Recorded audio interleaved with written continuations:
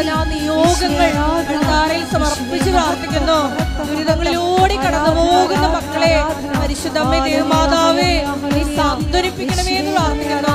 പ്രത്യക്ഷീണത്തിന്റെ സാക്ഷികളാക്കി എത്തണമേ എന്ന് പ്രാർത്ഥിക്കുന്നു.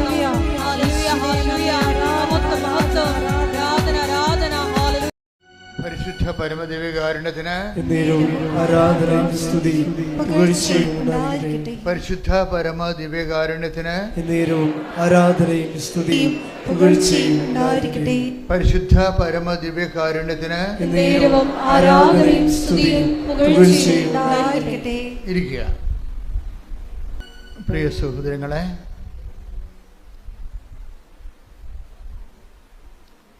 നമ്മൾ ഇന്ന് ഉടമ്പടി ധ്യാനത്തിൽ പരിശോധിക്കുന്നത് ഉടമ്പടി ഉറപ്പിക്കുന്ന വിധങ്ങളെക്കുറിച്ചാണ്.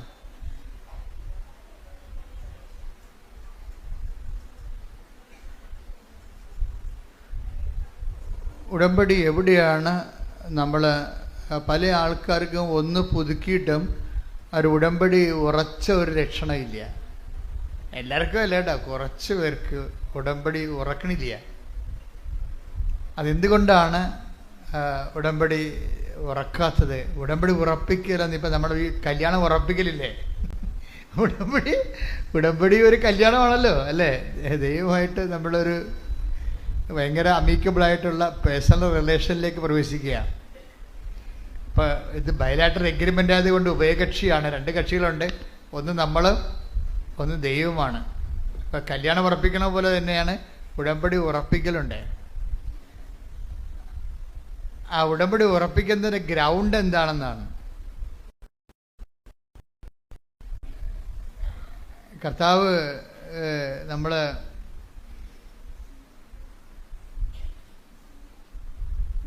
വിശുദ്ധ മത്തായി ശ്ലീഹായുടെ സുവിശേഷം 7-24 വാക്യം. മത്തായിയുടെ സുവിശേഷം 7-24 വാക്യം. ശ്രുതികട ഹല്ലേലൂയ. എന്റെ ഈ വചനങ്ങൾ ശ്രവിക്കുകയും പറഞ്ഞ എന്റെ ഈ വചനങ്ങൾ ശ്രവിക്കുകയും അവ അനുസരിക്കുകയും ചെയ്യുന്നവൻ പാറമേൽ ഭവനം പണിത വിവേകമതിയായ മനുഷ്യന് തുല്യനായിരിക്കും. അപ്പൊ രണ്ട് കാര്യമാണ് ഉടമ്പടി എടുക്കുന്നവർക്ക് ഈശോ കൊടുത്തിരിക്കുന്ന രണ്ട് ഫീച്ചേഴ്സാ. എന്താ ഒരു കാര്യം എന്താണ്? അയാൾ ഉടമ്പടി എടുക്കുന്ന വിവേകമാണെന്ന്. ഒരു മനുഷ്യന് വിവേകമായിട്ട് ചെയ്യാൻ പറ്റുന്ന ഒരു കാര്യമാണ്. എന്താണ്? ഒന്നിന് വായിച്ച് 7:24 മത്തായി ശ്ലീഹ. എന്റെ ഈ വചനങ്ങൾ ശ്രവിക്കുകയും എന്റെ ഈ വചനങ്ങൾ ശ്രവിക്കുകയും അവ അനുസരിക്കുകയും ചെയ്യുന്നവൻ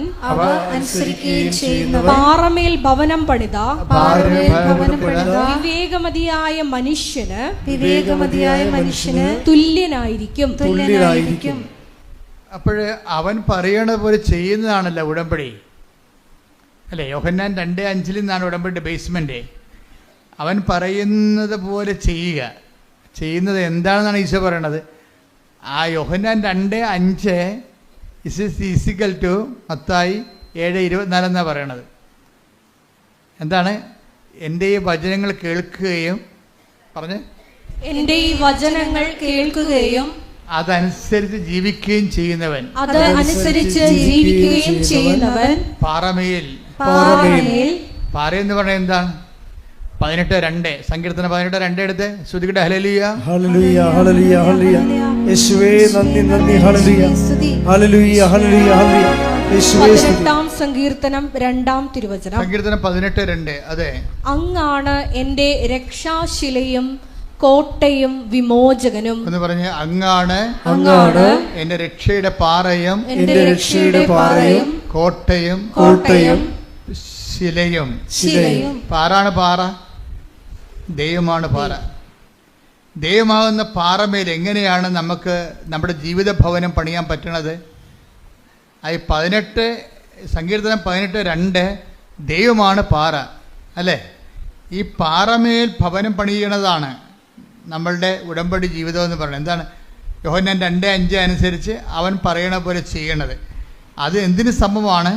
അത് മത്തായി 7:24 സമമാണ്. എന്താണത്?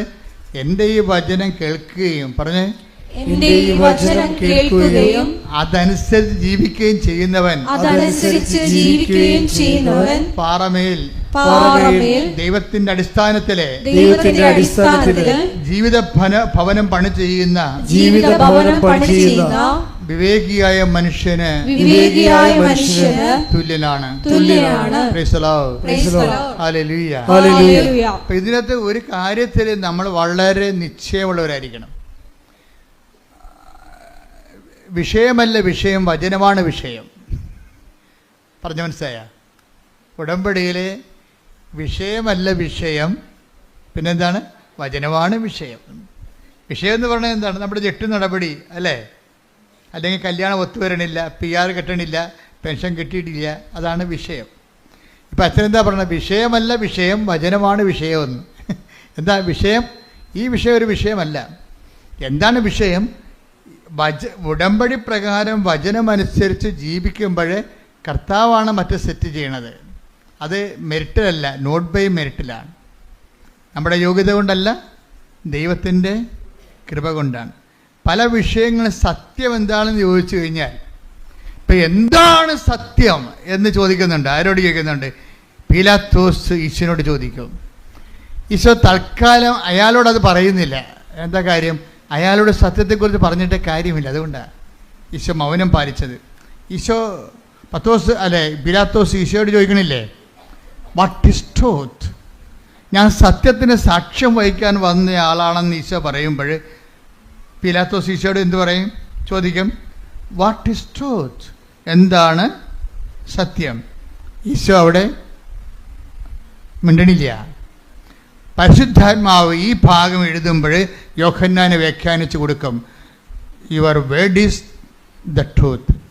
അങ്ങയുടെ വചനമാണല്ലോ സത്യം. അപ്പോൾ വചനമാണ് സത്യം. ആ സത്യം ആരോടാ പറയണത്? ആ വചനം പാലിക്കാൻ സന്മനസ്സും തുറവിയും ഉള്ളവരോടാണ് പറയണത്. എല്ലാവരോടും പറയത്തില്ല.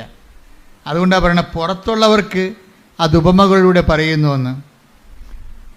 തനിച്ചാകുമ്പോൾ അത് വ്യാഖ്യാനിച്ചു കൊടുക്കുന്നു. Take the blood of God. ശ്രുതികട ഹല്ലേലൂയ. ഹല്ലേലൂയ ഹല്ലേലൂയ. യേശുവേ നന്ദി നന്ദി. ഹല്ലേലൂയ ഹല്ലേലൂയ. ഹല്ലേലൂയ ഹല്ലേലൂയ ഹല്ലേലൂയ. യേശുവേ സ്തുതി, യേശുവേ ആരാധന ആരാധന. യേശുവേ നന്ദി മഹത്വം. ഹല്ലേലൂയ. മർക്കോസ് 4:11. മർക്കോസ് 4:11. അവൻ പറഞ്ഞു ദൈവരാജ്യത്തിന്റെ രഹസ്യം നിങ്ങൾക്കാണ് നൽകപ്പെട്ടിരിക്കുന്നത്. പുറത്തുള്ളവർക്കാകട്ടെ എല്ലാം ഉപമകളിലൂടെ മാത്രം. വചനം സ്വീകരിക്കുന്നവരും സ്വീകരിക്കാത്തവരും. ഇപ്പൊ പുറത്തുള്ള പീലാത്തോസ് എവിടെയുള്ള ആളായി? പുറത്തുള്ള ആളായി. അതുകൊണ്ടാണ് അയാളോട് മിണ്ടാതിരുന്നത്. ഇപ്പം നിങ്ങൾക്ക് വചനം ഉൾക്കൊള്ളാൻ തയ്യാറല്ലെങ്കിൽ ദൈവം നിങ്ങളോട് മിണ്ടത്തില്ല. ആ വിഷയം വിട്ടുപിടിക്കാൻ പറയും. ഇപ്പം എന്താ വന്നത്? മകളെ കെട്ടിച്ചില്ല, കെട്ടിച്ച് വണ്ടി വിട്ടേക്കാൻ പറയും. കെട്ടിച്ചെന്നേക്കാൻ വണ്ടി വിട്ടേക്കാൻ പറയും. ദൈവിക കാര്യങ്ങൾ സംസാരിക്കത്തില്ല. ആ മിണ്ടിയില്ലെന്നല്ലേ? കർത്താവിൻ്റെ സ്വഭാവത്തിൻ്റെ അകത്തൊരു ഭാഗമാണ് മിണ്ടാത്തത്. ഇപ്പം അതായത് വചനം സ്വീകരിക്കാൻ തയ്യാറുള്ളവരോട് അവൻ അതിൻ്റെ വ്യാഖ്യാനങ്ങൾ പറഞ്ഞുകൊണ്ടിരിക്കും. വചനമൊന്നും വേണ്ട, എനിക്ക് മകളെ കെട്ടിച്ചാൽ മതി എന്ന് പറഞ്ഞാൽ മകളെയും കെട്ടിച്ച് ചാപ്റ്റർ ക്ലോസ് ചെയ്താൽ ഫയൽ ക്ലോസ് ചെയ്ത് കളയും. എന്താ കാര്യം? അപ്പം നമ്മൾ ആരാകും? പുറത്തുള്ളവരാകും. വചനത്തിൻ്റെ മുമ്പിൽ എപ്പോഴും പുറത്തും അകത്തും ഉള്ളവരുണ്ടാകും. പുറത്തുള്ളവരോട് വചനത്തിൻ്റെ പൊരുളിനെ കുറിച്ച് മിണ്ടത്തില്ല. കാര്യം എന്താണ്? അവർ കേട്ടിട്ടും ഗ്രഹിക്കാതിരിക്കാനും മനസ്സിലാക്കാതിരിക്കാനും. Take the blood of God. ശ്രുതികട ഹല്ലേലൂയ. ഹല്ലേലൂയ ഹല്ലേലൂയ ഹല്ലേലൂയ. യേശുവേ നന്ദി. ഹല്ലേലൂയ ഹല്ലേലൂയ. ഹല്ലേലൂയ ഹല്ലേലൂയ. യേശുവേ സ്തുതി. ഹല്ലേലൂയ ഹല്ലേലൂയ. യേശുവേ നന്ദി നന്ദി നന്ദി. ഹല്ലേലൂയ ഹല്ലേലൂയ. മത്തായി 13:13. മത്തായി 13:13. അതുകൊണ്ടാണ് ഞാൻ അവരോട് ഉപമകൾ വഴി സംസാരിക്കുന്നത്. കാരണം അവർ കണ്ടിട്ടും കാണുന്നില്ല, കേട്ടിട്ടും കേൾക്കുന്നില്ല, ഗ്രഹിക്കുന്നുമില്ല. അപ്പോൾ കേൾക്കാൻ ചെവിയുള്ളവരുണ്ട്, ചെവി ഇല്ലാത്തവരുണ്ട്. എല്ലാവർക്കും ഈ സംഭവം ഈ മൈക്ക് പോലെ ഇരിപ്പുന്നുണ്ടെങ്കിലും ഇതിനകത്ത് വർക്ക് ചെയ്യത്തില്ല ചില ആൾക്കാർക്ക്. വചനപ്പൊട്ടന്മാരെന്ന് പറയും. വചനം സ്വീകരിക്കുന്നതിൽ പൊട്ടുള്ളവർ, വചനപ്പൊട്ടന്മാർ. അവർ ഇയാളൊരു വചനപ്പൊട്ടനാണ്. ആരാണ്? പിലാത്തോസ്. അതുകൊണ്ടാണ് മിണ്ടിയില്ല. ഈശോ ഈ വിഷയം എപ്പോഴും നമ്മളെപ്പോഴും ശ്രദ്ധിക്കേണ്ടത്, കർത്താവുമായിട്ട് വരുമ്പോൾ ക്യാഷ് ആൻഡ് കൈൻഡ് മാത്രം നമ്മൾ എന്നും അത് തന്നെയാണ് പറയണമെന്നുണ്ടെങ്കിൽ നമ്മൾ പുറത്തുള്ളവരാകും. പുറത്തുള്ളവർ പറയും, ഈശോ പറയും, മക്കൾക്ക് മിണ്ടാത്തത് എന്താണ് നീ എന്ന് കർത്താവിനോട്ടിരിക്കുക അപ്പോസ്തലന്മാർ ചോദിച്ചു.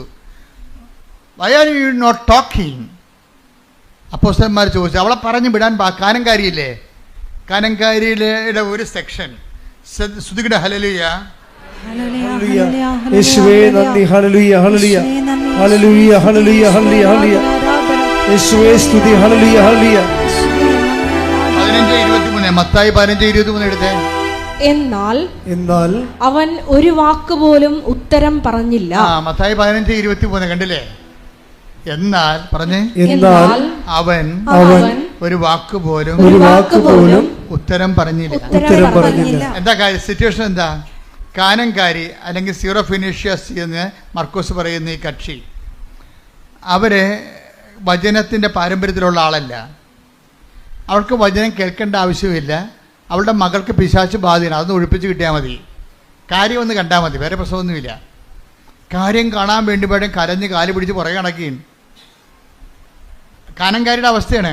പക്ഷേ ഇവിടെ ഇവള് പറയും, ഇവൾ വന്ന് യേശുവിനോട് പറയും, കാര്യം കാണാൻ വേണ്ടി കരഞ്ഞ് കാല് പിടിച്ച് നടക്കുന്ന പാർട്ടിയാണ്. അങ്ങനെ കുറേ ഐറ്റം ആൾക്കാരുണ്ട്. അവരായി സീറോ ഫിനിഷർ സ്ത്രീയെക്കുറിച്ച് പോലും അതുപോലെ തന്നെ കാനംകാരിയെപ്പോലെയാണ് ഈശോ ബ്രാൻഡ് ചെയ്യണത്. എന്ന് പറഞ്ഞാൽ അവൻ മിണ്ടിയില്ലെന്ന് പറയും, അവൻ സംസാരിച്ചില്ല. എന്താ കാര്യം? പിലാത്തോസിനോട് അവൻ മിണ്ടിയില്ല, കാനംകാരിയോട് അവൻ മിണ്ടിയില്ല. കാര്യം എന്താണ്? അത് പുറത്തുള്ളതാണെന്ന്, കേട്ടിട്ട് കാര്യമില്ലെന്ന്, കേട്ടിട്ടും ഗ്രഹിക്കുന്നില്ല. അവർ മാനസാന്തരത്തിലേക്കും രക്ഷാനുഭവത്തിലേക്കും വരുന്നില്ല. എന്നും വയറ്റിപ്പഴപ്പ് മാത്രമേ അവരുടെ പ്രശ്നമുള്ളൂ. എന്തെങ്കിലും വയറ്റിപ്പഴപ്പ് മാത്രമേ ഉള്ളൂ. യേശുക്രിസ്തുവിന് വേണ്ട, യേശുക്രിസ്തുവിൻ്റെ അനുഗ്രഹങ്ങൾ മാത്രം മതി. അങ്ങനെ ഒരു ഐറ്റം ആൾക്കാരുണ്ട്. ക്രിസ്തുവിനെ വേണ്ട, നിത്യരക്ഷ വേണ്ട, ക്രിസ്തുവിൻ്റെ അനുഗ്രഹങ്ങൾ മാത്രം മതി. അതാണ് കാനംകാരി എന്ന് പറയുന്നത്. അവരോട് വചനത്തിൻ്റെ പൊരുൾ പറയത്തില്ല. കിട്ടിയ വാങ്ങിച്ചിട്ട് വീട്ടിൽ പോയി കൊള്ളാൻ പറയും. കിട്ടിയ വാങ്ങിച്ചിട്ട് വീട്ടിൽ പോയി നമ്മളുള്ള ബിസിനസ് അവസാനിക്കണമെന്ന് പറയും. അപ്പോൾ അപ്പോസ്തലന്മാർ ഈശോ മിണ്ടാതെ നടക്കുമ്പോൾ അപ്പോസ്തലന്മാരുടെ അടുത്ത് ഇവിടെ ചെല്ലും. ഇവിടെ ചെന്നിട്ട് പറയും, ഗുരു മിണ്ടണില്ല, എൻ്റെ വീട്ടിൽ ഭയങ്കര പ്രശ്നമാണ്, ഞാൻ ഉടമ്പടി എടുത്ത് പുതുക്കാറായി, എന്നിട്ട് ഒരു അടയാളമില്ല, ഗുരു മിണ്ടണില്ല. അതാണ് സംഭവം. മിണ്ടാത്ത സിറ്റുവേഷൻ ഉണ്ടേ. ഇപ്പം നിങ്ങൾ ഉടമ്പടി എടുത്തിട്ട് നിങ്ങളിപ്പോൾ അച്ഛനെ കാണണം എന്ന് പറഞ്ഞ എന്താ കാര്യം? എന്ന് ചിലപ്പോൾ അച്ഛനെ കണ്ടാലും നടക്കത്തില്ല. എന്താ കാര്യം? ഗുരു മിണ്ടണില്ലെങ്കിൽ പിന്നെ എന്ത് ചെയ്യാനാണ്? ഗുരുവിനറിയാം ഈ കാര്യം കണ്ടാൽ പിന്നെ ഇവളെ രാവിലെ പോലും എഴുന്നേക്കത്തില്ലെന്നറിയാം. അതാണ് പ്രശ്നം. ഗുരുവിൻ്റെ പ്രശ്നം എന്തുകൊണ്ടാണ് മിണ്ടാത്തത്? ഇവളെ കാര്യം കണ്ടു കഴിഞ്ഞാൽ പിന്നെ പ്രത്യക്ഷയുടെ പ്രാർത്ഥനയും ഇല്ല, രാവിലെ പോലും എഴുന്നേക്കത്തുമില്ല, ഈ കണ്ട യാതൊരു പരിപാടികളും ഇല്ലെന്നറിയാം. ദൈവത്തെ നിങ്ങൾ അറിയാവുന്ന കൊണ്ട് മിണ്ടാതിരിക്കാം. അപ്പോൾ എന്ത് പറ്റണം? നിങ്ങൾക്ക് സ്വീകാര്യമല്ലാത്തൊരു വിഷയമായതുകൊണ്ടാണ് ദൈവം മിണ്ടാത്തത്. അതിന് അവളെ അടുത്ത സ്റ്റെപ്പ് എടുത്ത് എന്താ സ്റ്റെപ്പ് എടുത്തിരിക്കണത്? അപ്പോസ്തലന്മാരെ കൂട്ടുപിടിച്ചു. നമ്മളിപ്പോൾ അത് തന്നെയാണ് ചെയ്തിരിക്കണത്. മാതാവിൻ്റെ അടുത്ത് അപേക്ഷ വെക്കുന്നു, എന്നിട്ടും ഉടമ്പടി ഒന്ന് പുതുക്കിയിട്ട് മൂവ്മെൻ്റ് ഇല്ല, അതിന് മൂവ്മെൻ്റ് ഇല്ല. എന്നാൽ പിന്നെ അച്ഛനെ കണ്ടേക്കാമെന്ന് വിചാരിക്കുന്നു. അച്ഛനെ കണ്ടു. ഞാനാണെന്ന് വെച്ച് കഴിഞ്ഞാൽ അധികം സംസാരിക്കത്തില്ല. മെസ്സേജ് വല്ലതും ഉണ്ടെങ്കിൽ അപ്പം പറയും, അല്ലെന്നുണ്ടെങ്കിൽ ഈ വിഷയം സബ്ജക്റ്റ് വൈസ് മാതാവിൻ്റെ തിരുസന്നിധിയിൽ ഏൽപ്പിച്ചിട്ട് ആ മാതാവിൻ്റെ മധ്യസ്ഥത്തിൽ ഈശോയ്ക്കും കൊടുത്തിട്ട് ജപ്തി നടപടിയുടെ ആധാരം നിങ്ങളുടെ തരും, അല്ലെങ്കിൽ മരുന്ന് ചീട്ട് നിങ്ങളുടെ തരും, അല്ലെങ്കിൽ ആളില്ലെങ്കിൽ ആളിൻ്റെ ഫോട്ടോ പ്രാർത്ഥന നിങ്ങളുടെ തരും. എന്താ കാര്യം? ഞാൻ പറയാനുള്ളത് പറഞ്ഞിട്ടുണ്ട്, കർത്താവ് ചെയ്യാനുള്ളത് ചെയ്യും. പക്ഷെ നിങ്ങളുടെ ഈ അഭ്യാസം കൊണ്ട് സംഭവം നടക്കത്തില്ല. മര്യാദയ്ക്ക് ഉടമ്പടി ജീവിക്കണമെന്ന്. ഉടമ്പടി ജീവിക്കണം. ഉടമ്പടി എന്തിനുള്ളതാണ്? ഉടമ്പടി പ്രാർത്ഥിക്കാനുള്ളതല്ല. പിന്നെന്താണ്? ഉടമ്പടി ജീവിക്കാനുള്ളതാണ്. ഈ ദിവസങ്ങളിലെ ഒരു നല്ലൊരു സാക്ഷ്യം ഉണ്ടായി. അത് അവരുടെ സാക്ഷ്യം എന്ന് പറയുന്നത് സുമറാണി ഇവിടെ താമസിക്കുകയാണ്. എവിടെയാണ്? ഹാമിൽട്ടണിലെ. നമ്മുടെ നാട്ടുകാരത്തെയാണ്, നടുവേട്ടത്തുള്ളതാണ്, എറണാകുളം. സുമറായുടെ പ്രശ്നം എന്താ? സുമറായിക്ക് 7 വർഷമായിട്ട് മക്കളില്ല. അപ്പോൾ കാനഡയിൽ നല്ല ചികിത്സയുള്ള സ്ഥലത്തുള്ളതാണ്. ഇവർ നേഴ്സാണ്. ഇവരുടെ പ്രശ്നമെന്ന് പറയണത് ഇവർ സീനിയർ നേഴ്സായത് കാരണം ഇവൾക്ക് ഇതിനെക്കുറിച്ചൊക്കെ അറിയാം. മക്കളില്ലാത്തതിൻ്റെ ഒത്തിരി കാരണങ്ങളുണ്ടാകാം, എങ്കിലും ഇവൾക്ക് വിശ്വാസമുള്ള ആളാണ്. പക്ഷേ സയൻസിലുള്ള വിശ്വാസം തൽക്കാലം നിർത്തി. കാര്യം കാരണങ്ങൾ കണ്ടുപിടിച്ച് കഴിഞ്ഞപ്പോൾ കുഞ്ഞുങ്ങളുണ്ടാകരുതെന്ന് മനസ്സിലായി. അതാണ് വിഷയം. സുമറാണിയുടെ സാക്ഷ്യം നോക്കിയാൽ മതി. കാര്യങ്ങൾ അവർ നേഴ്സാണ്, അവർക്കൊക്കെ കാര്യങ്ങൾ അറിയാം. കാരണങ്ങൾ കണ്ടുപിടിച്ച് കഴിഞ്ഞപ്പോൾ 7 കൊല്ലത്തെ ചികിത്സ കഴിഞ്ഞപ്പോൾ മക്കൾ ഇനി സ്വാഭാവികമായിട്ട് ഉണ്ടാകത്തില്ലെന്ന് മനസ്സിലായപ്പോൾ എന്താ ചെയ്യണത്? അവർ ട്രീറ്റ്മെൻറ്റ് അവസാനിപ്പിച്ചു. ട്രീറ്റ്മെൻറ്റ് അവസാനിപ്പിച്ചെങ്കിലും ട്രീറ്റ്മെൻ്റ് എന്ന് പറഞ്ഞാൽ എന്താ? ഉടമ്പടി ഭാഷയിൽ മെരിറ്റാണ്, സയൻസ് അല്ലേ. സയൻസ് ഉടമ്പടി ഭാഷയിൽ എന്താണ്? മെരിറ്റ് എന്ന് പറയും. പക്ഷേ മെരിറ്റ് ശാസ്ത്രീയമായിട്ട് ഇനി കുട്ടികളെ കിട്ടാൻ സാധ്യതയില്ല എന്ന് കണ്ടു കഴിഞ്ഞാൽ സാധ്യതയില്ല എന്നല്ല എൻ്റെ അർത്ഥം. അതിനടുത്ത് ഓപ്ഷൻ വെക്കുന്ന ഉടമ്പടിയാണ്. എന്താണ്? മെരിറ്റ് വർക്ക് ചെയ്യുന്നില്ലെങ്കിൽ, സയൻസ് വർക്ക് ചെയ്യുന്നില്ലെങ്കിൽ Ephesians 2:8 വർക്കൗട്ട് ചെയ്യും. എന്താണ്? Not by merit but by grace. അപ്പോൾ ഇനി ഗ്രേസിൻ്റെ വഴിയാണ്. ഗ്രേസ് ടാപ്പ് ചെയ്യാൻ ഇന്ന് കിട്ടിയിരിക്കുന്ന ഒരേ ഒരു മാർഗം എന്താണ്? ഉടമ്പടിയാണ്. ഉടമ്പടി എന്ന് പറഞ്ഞാൽ എന്താണ്? അത് 7:24 7:24 എന്ന് പറഞ്ഞാൽ എന്താണ്? ദൈവവചനം കേൾക്കുകയും അതനുസരിച്ച് ആ ഉടമ്പടി ജീവിക്കാനുള്ളതാണ്. ഉടമ്പടി എന്തിനുള്ളതാണ്? ഉടമ്പടി പ്രാർത്ഥിക്കാനുള്ളതല്ല. ഉടമ്പടി പ്രാർത്ഥിക്കാൻ മാത്രമുള്ളതല്ല. പക്ഷെ ഉടമ്പടിയിൽ പ്രാർത്ഥനയെല്ലാം വരുന്നുണ്ട്. ഉടമ്പടി പ്രയോഗിക്കാൻ വേണ്ടി മാത്രമുള്ളതല്ല, എന്ന ഉടമ്പടി പ്രയോഗങ്ങളെല്ലാം വരുന്നുണ്ട്. ഉടമ്പടി പ്രഖ്യാപിക്കാൻ വേണ്ടി മാത്രമുള്ളതല്ല, എന്ന ഉടമ്പടി പ്രഖ്യാപനങ്ങളെല്ലാം വരുന്നുണ്ട്. ഉടമ്പടി ഈ പ്രാർത്ഥനയും ഈ പ്രഖ്യാപനവും ഈ പ്രയോഗവും എല്ലാം ചേർന്നിട്ടുള്ള ഉടമ്പടി ജീവിതം തന്നെ. കൈയടിച്ച് സ്തുതിക്കട്ടെ. ഹല്ലേലൂയ, ഹല്ലേലൂയ, ഹല്ലേലൂയ, ഹല്ലേലൂയ.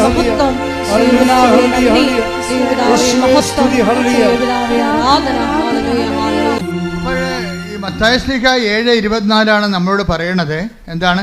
ഉടമ്പടി ജീവിക്കാനുള്ളതാണെന്ന്. പിടിയിട്ടില്ലേ? പക്ഷെ ഇത് ഡയറക്റ്റായിട്ട് സുമറാണിക്ക് അറിയത്തില്ലെങ്കിലും സുമറാമിയിൽ പരിശുദ്ധാത്മാവ് നിറയുമ്പോൾ അവളിത് വെളിപ്പെടുത്തണുണ്ട്. ഹാമിൽട്ടണിൽ നിന്ന് നാട്ടിലേക്ക് വരുമ്പോൾ ആദ്യം ചെയ്യണത് എന്താണ്? ഭർത്താവും ഭാര്യയും കൂടി 7 വർഷമായിട്ട് മക്കളില്ലല്ലോ, ഭർത്താവ് കിട്ടാനുള്ള സാധ്യതയുമില്ല.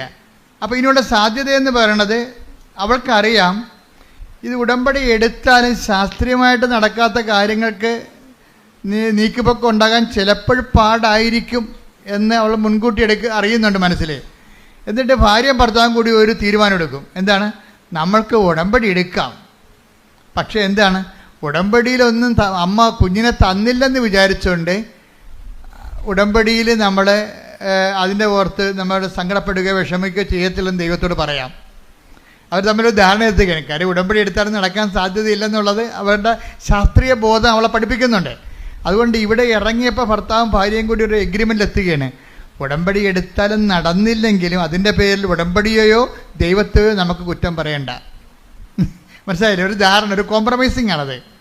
അവളുടെ വിശ്വാസം കൊണ്ടെടുക്കണ കോംപ്രമൈസാണ്. എന്നിട്ട് പറയുന്നത് എന്താണ്? നമുക്ക് ഉടമ്പടി കുഞ്ഞിനെ തന്നാലും ഇല്ലെങ്കിലും ഉടമ്പടി നമുക്ക് ജീവിക്കാം. എന്ത് രസമാണ് കേൾക്കാൻ. ആൾക്കാരൊക്കെ ഇങ്ങനെ ഉടമ്പടിയുടെ പുതിയ വേർഷൻസ് സാക്ഷ്യജീവിതം കാണുമ്പോഴേ ദൈവം ഇങ്ങനെ ഇറങ്ങി നിന്ന്, ദൈവം ഇങ്ങനെ പണ്ട് ബൈബിളിൽ ഇറക്കി കൊടുത്ത പോലെ ഉടമ്പടി ഇറക്കി തന്നതിൻ്റെ സത്യമായ ഒരു വചനാനുഭവമാണ്. കാര്യം സുമറാണി എന്താ പറയണത് ഭർത്താവിനോട്? അവർ തമ്മിൽ നല്ല കൂട്ടാണ്. പക്ഷേ അവരെന്താ പറയണത്?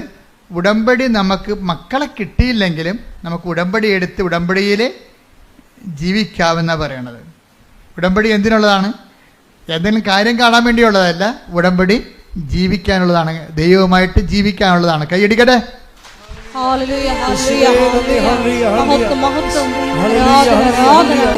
ഉടമ്പടി ജീവിക്കാനുള്ളതാണെന്നുള്ള ആന്തരികമായ ബോധ്യത്തിലാണ് സുമറാണിയും ഹസ്ബൻഡും കൂടി ഉടമ്പടി എടുക്കുന്നത്.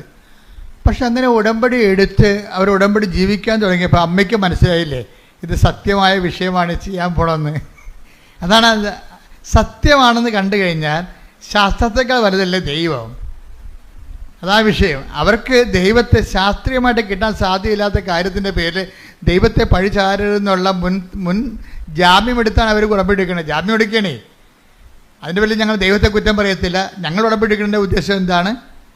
ഉടമ്പടിയിൽ ജീവിക്കാൻ വേണ്ടിയാണ്. അപ്പോൾ ഉടമ്പടിയിൽ അവർ ജീവിക്കുകയാണ്. അവൻ പറയണ പോലെ ചെയ്തുകൊണ്ടും ഉടമ്പടിയുടെ എല്ലാ വാഗ്ദാനങ്ങളും എല്ലാ നിബന്ധനകളും നിറവേറ്റിക്കൊണ്ട് അവർ ഉടമ്പടി ജീവിക്കാൻ. പക്ഷെ 1 മാസം മറ്റേ ജീവിച്ചുള്ളൂ, അപ്പം തന്നെ അവൾ പ്രഗ്നൻ്റായി. ഹല്ലേലൂയ, യേശുവേ നന്ദി. പ്രഗ്നൻ്റായി കഴിഞ്ഞപ്പോൾ ഒരു ചെറിയൊരു പ്രശ്നമുണ്ടായി കുറച്ച് ദിവസം കഴിഞ്ഞപ്പോൾ. അത് കഴിഞ്ഞാൽ അതായത് കോർണിവ എന്ന് പറഞ്ഞൊരു സ്ഥലം, അതായത് ഫലോപ്പിൻ ട്യൂബിൻ്റെയും ഗർഭനാളിയുടെയും അതുപോലെ ഗർഭപാത്രത്തിൻ്റെയും വക്കിൽ ആണ് ഇത്. ഇപ്പം നമുക്കൊരു കെറ്റിലുണ്ടെങ്കിൽ കെറ്റിലിനൊരു നാളമില്ലേ, കെറ്റിനകത്തുമല്ല എന്നാൽ ആ കുഴലുമല്ല, ഇതിൻ്റെ ജംഗ്ഷനിലിരിക്കുകയാണ്. അപ്പോൾ അങ്ങനെ ഇരുന്ന് നമ്മൾ വേര് പിടിച്ചു പോയി ഭയങ്കര പ്രശ്നമാണ്. പിന്നെ അത് കഴിഞ്ഞിട്ട് റപ്ചറാകും, പൊട്ടും, ബ്ലഡാകും, ആളിയാകും, പെട്ടെന്ന് പിന്നെ മരണമൊക്കെ. അപ്പോൾ ഇങ്ങനെ വലിയ ഒരു ദശാസന്ധി ചെന്ന് ചാടിയിരിക്കുകയാണ്. അപ്പോൾ ഡോക്ടർമാർ പറഞ്ഞു നമുക്ക് എടുത്തു കളയാം, പെട്ടെന്ന് എടുത്തു കളയാമെന്ന് പറഞ്ഞു. അപ്പോൾ എടുത്തു കളയാമെന്ന് പറയുമ്പോഴും ഇവൾ പറയുന്ന സംഭവമുണ്ട്, ഇത് അമ്മ പ്രത്യക്ഷീകരണത്തിൻ്റെ ഭാഗമായിട്ട് തന്ന കുഞ്ഞാണ്. ഉടമ്പടിയിൽ കിട്ടണതെല്ലാം ഉടമ്പടി എന്നൊരു സംവിധാനം എന്നതിനേക്കാൾ ഉപരി പ്രത്യക്ഷീകരണം. അവൾ എന്തൊരു ജ്ഞാനമാണ് അവർക്ക്. അമ്മ ഇവർ ഡോക്ടർ എടുത്തു കളയാമെന്ന് പറയുമ്പോഴേ ഭാര്യ ഭർത്താവിനോട് പറഞ്ഞ എന്താ, ഇത് ഉടമ്പടി വഴി കിട്ടിയതല്ലേ. ഉടമ്പടി വഴി കിട്ടിയെന്ന് പറഞ്ഞു കഴിഞ്ഞാൽ പ്രത്യക്ഷീകരണത്തിൻ്റെ ഭാഗമായിട്ടല്ലേ ഉടമ്പടി കിട്ടിയത്.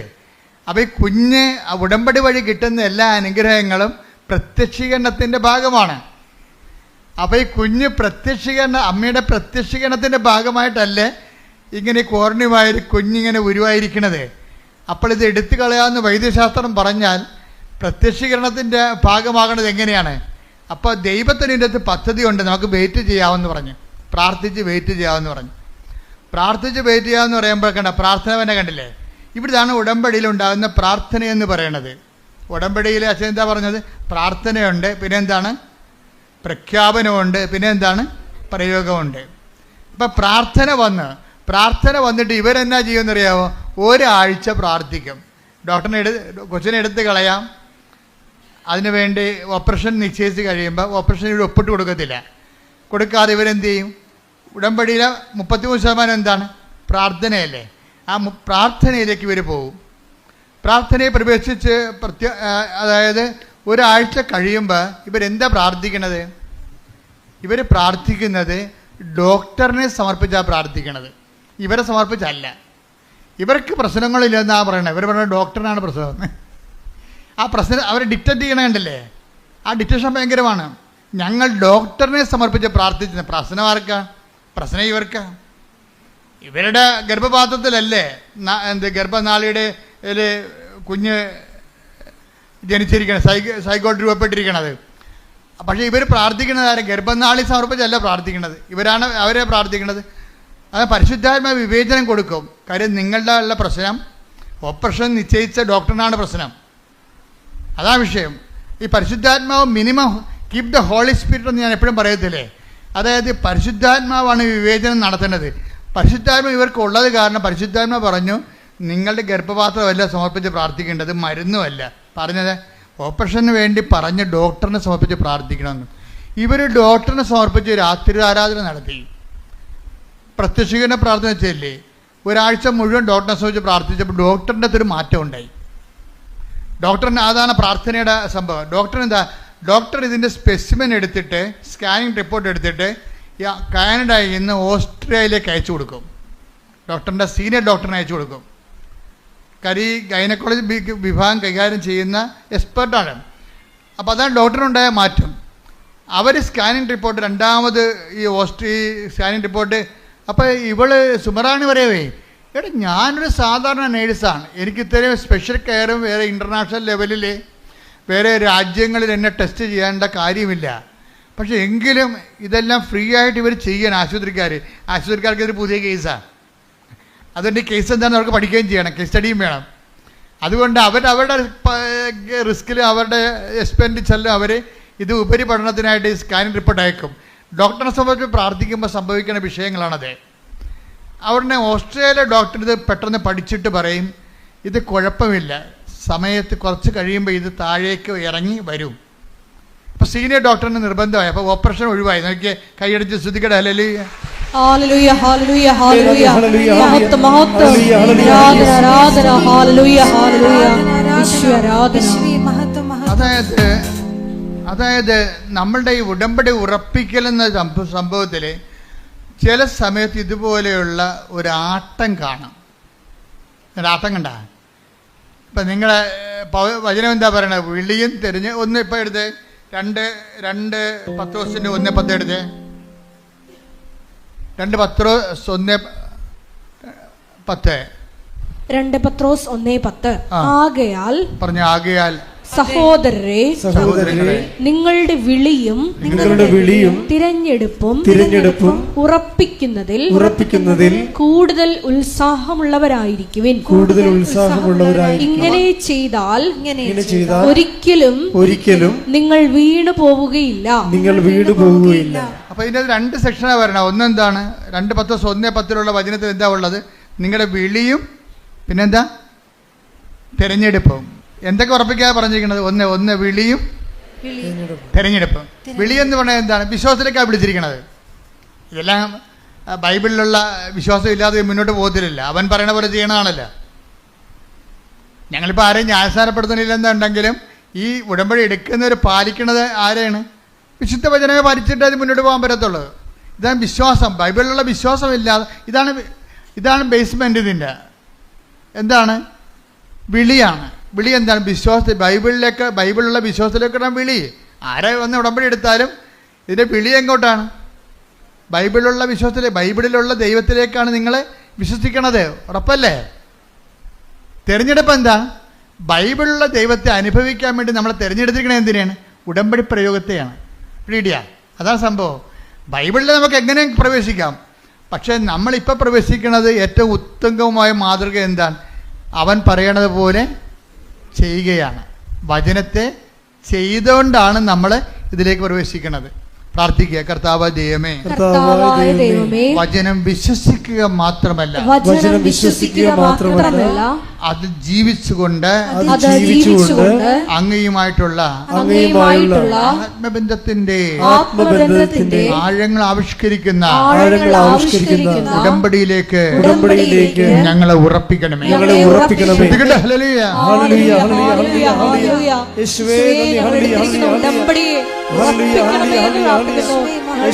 നിലപാടുകളിലൂടെ ഞങ്ങളെ വീണ്ടും രാജ്യത്തിലേക്ക് ചേർക്കണമേ എന്ന് പ്രാർത്ഥിക്കുന്നു.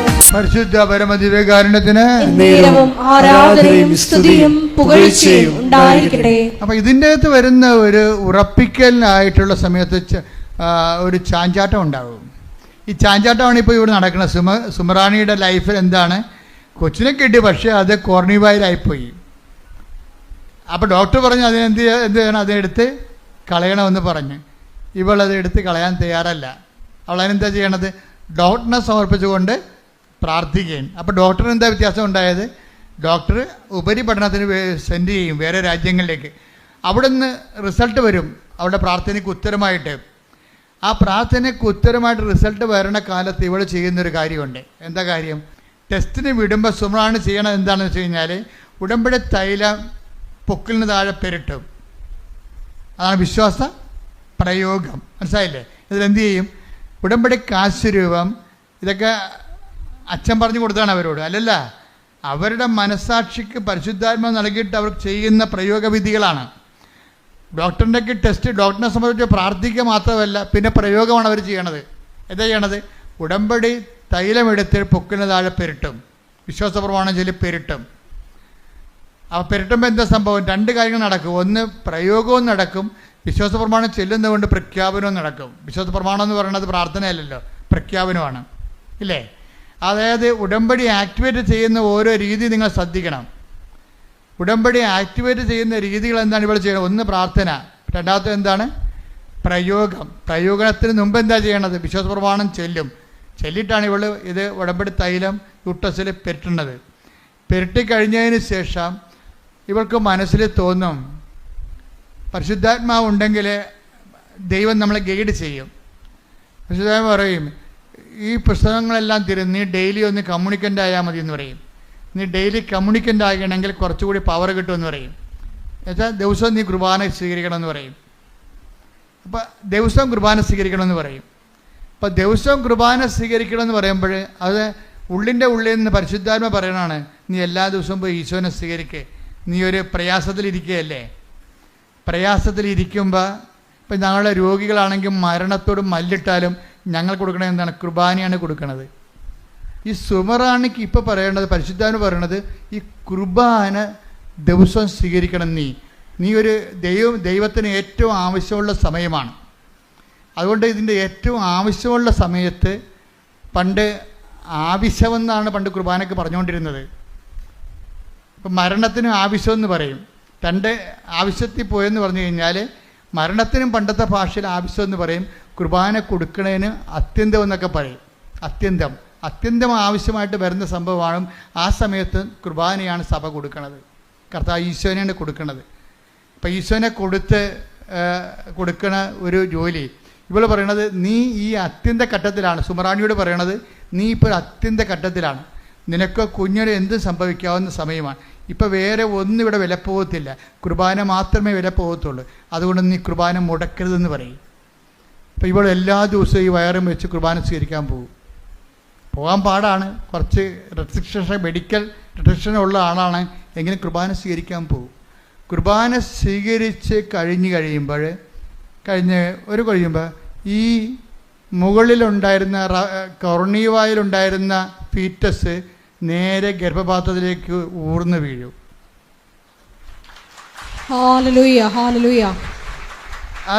അതായത് പരിശുദ്ധാത്മാവ് എങ്ങനെയാണ് ഒരു വ്യക്തിയെ ഗൈഡ് ചെയ്യണമെന്ന് നോക്കണം. അത്യന്ത ഘട്ടങ്ങളിൽ ആവശ്യമായ സഹായങ്ങൾ കൊടുക്കും. കർത്താവ് പണ്ട് പരിശുദ്ധാത്മാവിനെ കുറിച്ച് പറഞ്ഞപ്പോഴേ, ഞാൻ പോണത് കൊണ്ട് പേടിക്കണമെന്നും വേണ്ട, പരിശുദ്ധാത്മാവ് ഉണ്ടാവും കൂടെ, പരിശുദ്ധാത്മാവ് കൂടെ ഉണ്ടാവും.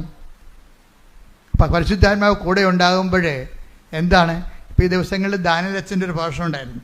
എന്താ പ്രഭാഷണം എന്ന് വെച്ച് കഴിഞ്ഞാൽ, പരിശുദ്ധാത്മാവ് നിങ്ങൾ ഓർക്കും കരിസ്മാറ്റിക്കാർക്ക് മാത്രമേ കിട്ടത്തുള്ളൂ, അല്ലെങ്കിൽ വിശുദ്ധന്മാർക്ക് മാത്രമേ കിട്ടത്തുള്ളൂ. അതല്ല, തെറ്റായ ധാരണയാണത്. എല്ലാ ജനങ്ങൾക്കും പരിശുദ്ധാത്മാവിനെ കർത്താവ് പറഞ്ഞിരിക്കണ ആരാണ്? എല്ലാം അന്നാളുകളിൽ എൻ്റെ ആത്മാവിനെ ഞാൻ എല്ലാവർക്കും നൽകും. കൈയടിച്ച് ശ്രദ്ധിക്കട്ടെ. ഹല്ലേലൂയ. പരിശുദ്ധ പരമ ദിവ്യകാരുണ്യത്തിന് ആരാധനയും സ്തുതിയും പുകഴ്ചയും ഉണ്ടായിരിക്കട്ടെ. ഞങ്ങൾ ഉടമ്പടിയിൽ നിങ്ങളോട് പശ്ചാത്തപിക്കണമെന്ന് എല്ലാവരോടും പറഞ്ഞിട്ടുണ്ട്. കത്തോലിക്കരോട് കുമ്പസാരിക്കണമെന്ന് പറഞ്ഞിട്ടുണ്ട് അല്ലേ? അതിൻ്റെ ഒരു ഉദ്ദേശം എന്താ? പരിശുദ്ധാത്മാവിനെ ഓൺലൈനിലേക്ക് ആക്ടിവേഷൻ ചെയ്യുകയാണ്. നിങ്ങൾക്കൊരു ധർമ്മസങ്കടം വന്ന സമയത്ത് നിങ്ങളെ സഹായിക്കാൻ ആരും ഉണ്ടാകത്തില്ല. ആരുണ്ടാവും? സുബ്രാണിയോട് പറഞ്ഞില്ലേ, ഈശോനെ സ്വീകരിക്കും ദിവസവും പോയി. അതാരാ പറഞ്ഞു കൊടുത്തിരിക്കണത്? പരിശുദ്ധാത്മാ പറഞ്ഞിരിക്കണത്. അപ്പോൾ ദിവസവും ഈശോനെ പോയി. ഇനി അത്യന്ത ഘട്ടങ്ങളിൽ വരുമ്പോൾ നമുക്ക് നിർദ്ദേശങ്ങൾ കിട്ടണം. ഇപ്പം അവർ മരിച്ചു, ഇവർ മരിച്ചു, എന്നെ നോക്കാനും ആരുമില്ല, ഞാൻ കഷ്ടപ്പാടാണ്, ഞാൻ ഒത്തിരി പേരെ സഹായിച്ചു, എനിക്കൊരു ആവശ്യം വന്നപ്പോൾ സഹായിക്കാൻ ഒരു പട്ടിയുമില്ല, ഇങ്ങനെയൊക്കെ പല്ലുചക്കാത്ത വർത്തമാനം പറഞ്ഞിട്ടൊരു കാര്യമില്ല. നിങ്ങൾക്ക് ദൈവത്തിന് ഒപ്പിച്ച് ജീവിക്കാത്തവൻ ഇങ്ങനെയുള്ള പിച്ചും പേയും മരണം വരെ പറഞ്ഞുകൊണ്ട് വരും. ഓർത്തേക്കുക, നീ ഒരിക്കൽ ക്രിസ്തുവിനെ സ്വീകരിച്ച പിന്നെ നിനക്ക് ക്രിസ്തുവിനെ മാത്രം മതി. കാര്യം എന്താണ്? അവൻ എന്തിനും മതിയായവനും എന്തിനും. അപ്പോഴീ സുമയുടെ ഒരു നിലപാടെന്ന് പറയാൻ എന്താണ്? സുമറാണിയുടെ ഒരു നിലപാട് ഉടമ്പടി ജീവിതമല്ലേ. അവളെന്താ പറഞ്ഞത് ഭർത്താവിനോട്? നമുക്ക് കർത്താവ് കുഞ്ഞിനെ തന്നില്ലെങ്കിലും നമ്മൾ ഉടമ്പടി എടുക്കണത് എന്തിനാണ്? ഉടമ്പടിയിൽ ജീവിക്കാനാണ്. എന്താ കാര്യം? അവൾ ആ വചനത്തിൽ വേരൂന്നി വളരാൻ, അതാണ് ഉടമ്പടിയുടെ ലക്ഷ്യമെന്ന് അവൾ ഗ്രഹിച്ചിരിക്കുന്നത്. അതുകൊണ്ട് തനിക്കൊരു അനുഗ്രഹം കിട്ടിയില്ലെന്നവൻ്റെ പേരിൽ ദൈവത്തെ പ്രതിസ്ഥാനത്ത് നിർത്താൻ അവൾ തയ്യാറല്ല. ഒരു ആധ്യാത്മിക ജീവിതത്തിനെ അവൾ വിശ്വാസം കൊണ്ട് ജാമ്യത്തിലെടുക്കുകയാണ്. കൈയടിക്കട്ടെ. പരമ ദിവ്യകാരുണ്യത്തിന് ആരാധനയും സ്തുതിയും പുകഴ്ചയും ഉണ്ടായിരിക്കട്ടെ. അപ്പൊ വിശ്വാസം എന്തുകൊണ്ടാണ് പതറാത്തത്? അവളാ വചനം കേൾക്കുകയും അതനുസരിച്ച് പ്രയോഗിക്കുകയും പ്രാർത്ഥിക്കുകയും പ്രഖ്യാപിക്കുകയും ചെയ്തുകൊണ്ട് ഉടമ്പടി ജീവിക്കുകയാണ്. പാറമേൽ തൻ്റെ ഭവനം പണിത് ചെയ്തിരിക്കുകയാണ്.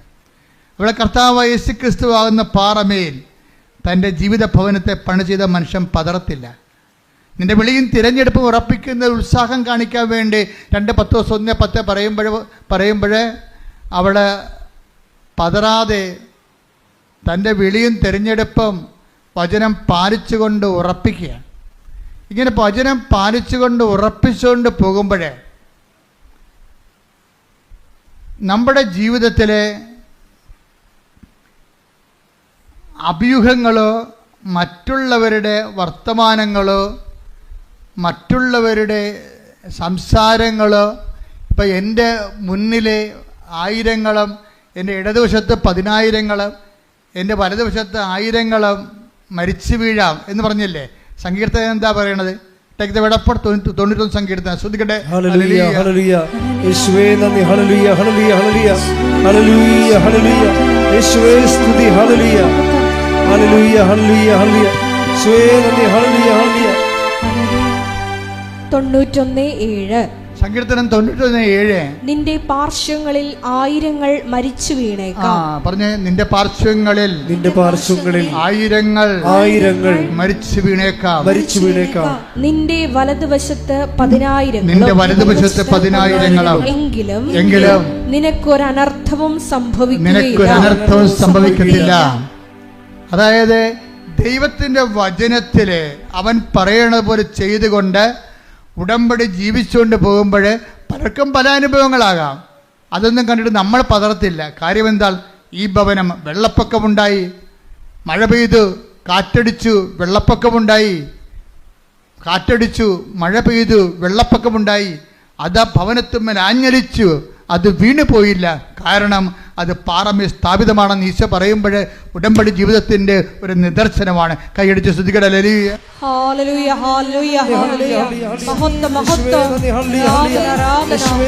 ഈ ഉടമ്പടി ഉറപ്പിക്കുന്ന കാലത്ത് ഇതുപോലെ മഴയനുഭവങ്ങളുണ്ടാവും, കാറ്റനുഭവങ്ങളുണ്ടാവും.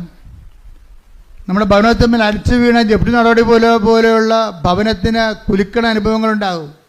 അതാണ് ഈശോ പറഞ്ഞിരിക്കുന്നത്. മത്തായി 7:27. മഴ പെയ്തു, മഴ പെയ്തു, വെള്ളപ്പൊക്കമുണ്ടായി, കാറ്റൂതി, അത് ഭവനത്തിന്മേൽ ആഞ്ഞടിച്ചു, അത് വീണുപോയി, അതിന്റെ വീഴ്ച വലുതായിരുന്നു. അതാരെ കുറിച്ച് പറയണതാണ്? വചനം കേൾക്കുക, അതനുസരിച്ച് ജീവിക്കാതിരിക്കുകയും ചെയ്യുന്നവരാണ് വീണു പോണത്. ജീവിക്കുന്നവര് ഇപ്പം ഈ ദിവസങ്ങളിൽ മഴ പെയ്ത് വെള്ളപ്പൊക്കം ഉണ്ടായെന്നൊക്കെ പറഞ്ഞിട്ട് സാക്ഷ്യം പറഞ്ഞിട്ടുണ്ട്. മഴ പെയ്ത് വെള്ളപ്പൊക്കം ഉണ്ടായി, എൻ്റെ ഭവനത്തിൽ ആഞ്ഞലിച്ചു, ഞാൻ വീണു പോയില്ലെന്ന് പറയുന്ന അർത്ഥത്തിലൊരു സാക്ഷ്യം പറഞ്ഞിട്ടുണ്ട്. ആ സാക്ഷ്യം അശ്വതി ചന്ദ്രനാണ് പറഞ്ഞിരിക്കുന്നത്. അശ്വതി എന്താ സാക്ഷ്യം എന്ന് വെച്ചാൽ അവർ 3 സ്ഥലങ്ങളിൽ അവർ പരീക്ഷ എഴുതും. 3 സ്ഥലങ്ങളിൽ, പോലീസിൽ, പിന്നെ ഫോറസ്റ്റ് ബീറ്റ്സിൽ, അത് ഫോഴ്സാണ്, പിന്നെ ഫയർഫോഴ്സിൽ. അപ്പോൾ ഈ 2 സ്ഥലങ്ങളിലും തോറ്റു പോകും. എവിടെ തോക്കും? പോലീസിലും അവരുടെ ടെസ്റ്റിന് തോക്കും, അതുപോലെ തന്നെ ഫോറസ്റ്റ് ബീറ്റ്സിലും തോറ്റുപോകും പരീക്ഷ. ഇനി ഓരോരുത്തർ മാത്രമാണ് കരകയറണത്. അവിടെ എവിടെയാണെന്ന് വെച്ച് കഴിഞ്ഞാൽ അതിൻ്റെ പക്ഷേ ടെസ്റ്റ് ഉണ്ട്. അതിന് ആളെ ക്വാളിഫൈഡ് ആയി, പക്ഷേ ഇനി ഇൻ്റർവ്യൂവും ടെസ്റ്റും ഉണ്ട്. പക്ഷേ അത് ഫയർഫോഴ്സിലാണ്. അത് ഫയർഫോഴ്സിലാണ്. ഫയർഫോഴ്സിൽ ക്വാളിഫൈഡ് ആയി, പക്ഷേ ഇനി എന്താ ഉള്ളത്? ഇൻ്റർവ്യൂ ടെസ്റ്റും ഉണ്ട്. അപ്പോൾ ടെസ്റ്റ് ഉണ്ടപ്പോഴേ ഇവൾക്ക് തോന്നി, അത്രയും ഇവൾ പറയുന്നുണ്ട്, വർക്ക് ഈസ് വർഷിപ്പ് എന്ന് ചില ആൾക്കാർ പറയത്തില്ലേ. ഇവിടെ ഈ അശ്വതി പറയണത്, ഞാൻ എൻ്റെ ജീവിതത്തിൽ ചിന്തിച്ചില്ല, പറവൂരുകാരത്തെയാണ്, കൊല്ലവാണെന്ന് തോന്നണം. അതായത് എൻ്റെ ജീവിതത്തിൽ ഞാൻ ചിന്തിച്ചിരുന്നത് എൻ്റെ വർക്കിലാണ് ഞാൻ ആശ്രയിച്ചിരുന്നത്. ഞാൻ നല്ലവണ്ണം എൻ്റെ ക്വാളിഫിക്കേഷൻ, എൻ്റെ കഴിവ്, അതാണ് സത്യം. ചില ആൾക്കാർ പറയത്തില്ലേ, ഇപ്പം പഠിക്കുമ്പോൾ ഇപ്പം ഇന്നലെയൊക്കെ ഇവിടുന്ന് പഠിക്കണ പിള്ളേർ പോയില്ലേ, ഇപ്പോഴേ മോഡ് എക്സാം തുടങ്ങിയല്ലോ. അപ്പോൾ വെള്ളിയാഴ്ച ഞാൻ പ്രാർത്ഥിച്ചത്, ശനിയാഴ്ചയാണ് ബോർഡ് എക്സാം. വെള്ളിയാഴ്ച പ്രാർത്ഥിച്ചത് 200 പിള്ളേർക്ക് വേണ്ടി പ്രാർത്ഥിച്ചിട്ടുണ്ട്. 200 പിള്ളേരാ പ്രാർത്ഥിക്കുമ്പോൾ ഞാൻ ചീട്ട് നോക്കുമ്പോൾ ചില ആൾക്കാർ കാസർഗോഡുകാരാണ്. ഞാൻ ഓർക്കണം, ദൈവമേ എന്തൊരു വിശ്വാസമാണ് നിങ്ങൾക്ക്. കാരണം നാളെയാണ് ബോർഡ് എക്സാം. വൈകുന്നേരത്തെ മാവേലി എക്സ്പ്രസ്സിന് പോകേണ്ട ആൾക്കാരാണ്. അവിടെ എത്തണത് മിക്കവാറും 5:30 മണിക്കാണ് എത്തണത്. നേരെ ബോർഡ് എക്സാമിന് കയറേണ്ടതാണ്. ആൾക്കാരെവിടെ നിൽക്കുകയാണ്? കൃപാസനത്ത് നിൽക്കുകയാണ്. അതുവെച്ചാൽ അവരുടെ ആ സമയം അവർക്ക് വേസ്റ്റ് അല്ല. എന്താ കാര്യം? അവർ വിശ്വസിക്കണ ആരിലാണ്? വിഷയത്തിലല്ല വിശ്വസിക്കണേ, കർത്താവിലെ ശക്തിയിലാണ് വിശ്വസിക്കുന്നത്. Not by merit but by ഗ്രേസിലാണ് വിശ്വസിക്കുന്നത്. അപ്പം ഞാൻ അവരോട് പറയും, ഈ സമയം ആണ് നിങ്ങളുടെ വിജയതോൽവി അറിയേണ്ട സമയം. എന്താ കാര്യം? നിങ്ങൾ ഇരുന്ന് പഠിക്കേണ്ട സമയത്താണ് പ്രാർത്ഥനയ്ക്ക് വേണ്ടി വന്നിരിക്കുന്നത്. അതൊരു സാക്ഷ്യമാണ്. എന്ത് സാക്ഷ്യമാണത്? ഞാൻ ജീവിക്കണത് എൻ്റെ മെറിറ്റ് കൊണ്ടല്ല, എൻ്റെ വിശ്വാസം കൊണ്ട്, എൻ്റെ ദൈവത്തെ കൊണ്ട്, കൃപ കൊണ്ടാണെന്ന്. അപ്പം അതുകൊണ്ട് തന്നെയാണ് അശ്വതി പറയണത്, ഞാൻ ജീവിച്ചിരുന്ന ഇത്രയും നാൾ പഠിച്ചതെല്ലാം, അവൾ സ്റ്റൗട്ടായിട്ടുള്ള ഒരു നല്ല ഗേളാണ്, എല്ലാ കഴിവൊക്കെ ഉള്ള ആളാണ്, പറയണ കേൾക്കുമ്പോൾ അറിയാൻ നമുക്ക്, എല്ലാ വിഷയത്തെക്കുറിച്ചും നല്ല വ്യക്തതയൊക്കെ ഉള്ള ആളാണ്. അപ്പോൾ അവർ പറയണത്, ഞാൻ മുഴുവൻ റിലേ ചെയ്തത്, ഞാൻ ആശ്രയിച്ചിരുന്നത് എൻ്റെ കഴിവിലാണ്. അപ്പം എൻ്റെ കഴിവാണ് സത്യം. ഞാൻ മര്യാദക്ക് വർക്ക് ചെയ്താൽ എനിക്ക് കയറി പോകാവുന്നതേ ഉള്ളൂ എന്നാണ് എൻ്റെ ധാരണ. ആ സാക്ഷ്യത്തിൽ പറയുന്നുണ്ട്, ഞാൻ മര്യാദക്ക് വർക്ക് ചെയ്താൽ എനിക്ക് കയറി ജയിച്ചെടുക്കാവുന്നതേ ഉള്ളൂ എന്നാണ് എൻ്റെ ധാരണ. ഈ ധാരണയാണ് എല്ലാവർക്കും തന്നെ ഉള്ളത്. പക്ഷേ എന്നാ പറ്റി? ഫോറസ്റ്റ് ഓഫീസിലും തോറ്റു, പിന്നെ പോലീസിലും തോറ്റു. അപ്പോൾ അവൾ മനസ്സിലാക്കി, അങ്ങനെയാണെങ്കിൽ ഇനിയിപ്പോൾ എൻ്റെ ധാരണ പെസകിയല്ലോ, എൻ്റെ മെറിറ്റ് വർക്കൗട്ട് ചെയ്തില്ലല്ലോ, ഇനി ഗ്രേസ് അല്ല വർക്ക് ചെയ്യാനുള്ളത്. അതുകൊണ്ട് ഞാൻ എല്ലാവരും പറയുന്ന പോലെ ഉടമ്പടി എടുത്തിട്ട് ഇനി അടുത്ത നടപടി എടുക്കാമെന്ന് പറയും. അങ്ങനെ അശ്വതി വന്ന് ഫയർഫോഴ്സിൻ്റെ പരീക്ഷ ക്ലിയർ ചെയ്തു. പക്ഷേ ഇനി ടെസ്റ്റ് ഇൻ്റർവ്യൂ ഉണ്ട്, അതിനു വേണ്ടി ഉടമ്പടി എടുത്തിരിക്കുകയാണ്. ഉടമ്പടി എടുക്കുമ്പോൾ ഒരു ടെസ്റ്റ് എന്ന് പറയണത്, ഫയർഫോഴ്സിൻ്റെ ടെസ്റ്റ് ഇത്തിരി കട്ടിയാണ്. അപ്പോൾ പറയണത്, ഉടമ്പടി എടുത്തതിന് ശേഷം അശ്വതി ചെയ്തിരിക്കണത്, എല്ലാ കാര്യങ്ങളും ഉടമ്പടിയുടെ മുറ പോലെ തന്നെ ചെയ്യുന്നുണ്ട്. പക്ഷേ ടെസ്റ്റ് വന്നപ്പോഴേ 2 പ്രാവശ്യം ടെസ്റ്റ് മാറി. ഒരു പ്രാവശ്യം ഉരുൾപൊട്ടൽ കൊണ്ട് മാറി. ടെസ്റ്റ് ഉണ്ടായിരുന്നതാണ്, അത് മാറ്റിവെച്ച്. പിന്നെ അപ്പോൾ ചില ആൾക്കാർ പറഞ്ഞു ഇത് ക്യാൻസലായി പോകാൻ സാധ്യതയുണ്ടെന്ന് പറഞ്ഞു. പിന്നത്തെ ടെസ്റ്റ് വന്നപ്പോൾ അത് മഴ പെയ്ത്ത് കൊണ്ട് മാറ്റിവെച്ച്. പിന്നെ ഇനിയും ടെസ്റ്റ് വേണ്ടി കാത്തിരിക്കുകയാണ്. പിന്നെ ടെസ്റ്റ് വന്നപ്പോൾ ഒരു ടെസ്റ്റ് എന്താ? നീന്തലാണ് ടെസ്റ്റ്. നീന്തലിൻ്റെ എന്താണ് നീന്തേണ്ടത്? 50 അടി വെള്ളം. ഇപ്പം കൃപാസനത്തിൻ്റെ ഇതൊരു 20 അടി 25 അടി ഇതിൻ്റെ പൊക്കമുള്ളു. ഇതിൻ്റെ ഇരട്ടി പൊക്കമുള്ള വെള്ളമാണ്, ആഴമാണ്. 50 അടി വെള്ളം, 50 മീറ്റർ നീന്തണം. അപ്പോൾ 50 അടി ആഴത്തിലുള്ള വെള്ളത്തിൽ 50 മീറ്റർ നീന്തണം. അപ്പോൾ 50 മീറ്റർ നീന്തുമ്പോൾ അശ്വതി ഭയങ്കര സങ്കടം, പേടി. ഇപ്പോൾ അവൾക്ക് അത് നീന്തി അത്ര വലിയ പരിചയമൊന്നുമില്ല, പഠിച്ചുകൊണ്ടിരിക്കുകയാണ്. ഈ ടെസ്റ്റിന് വേണ്ടി പഠിച്ചുകൊണ്ടിരിക്കുകയാണ് നീന്തൽ.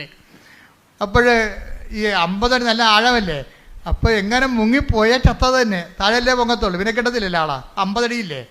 അപ്പം നല്ല നീന്തൽക്കാരെ മാത്രമേ അവരെടുക്കത്തുള്ളൂ. പക്ഷേ ഇവിടെ നീന്തി പഠിച്ചുകൊണ്ടിരിക്കുകയാണ്.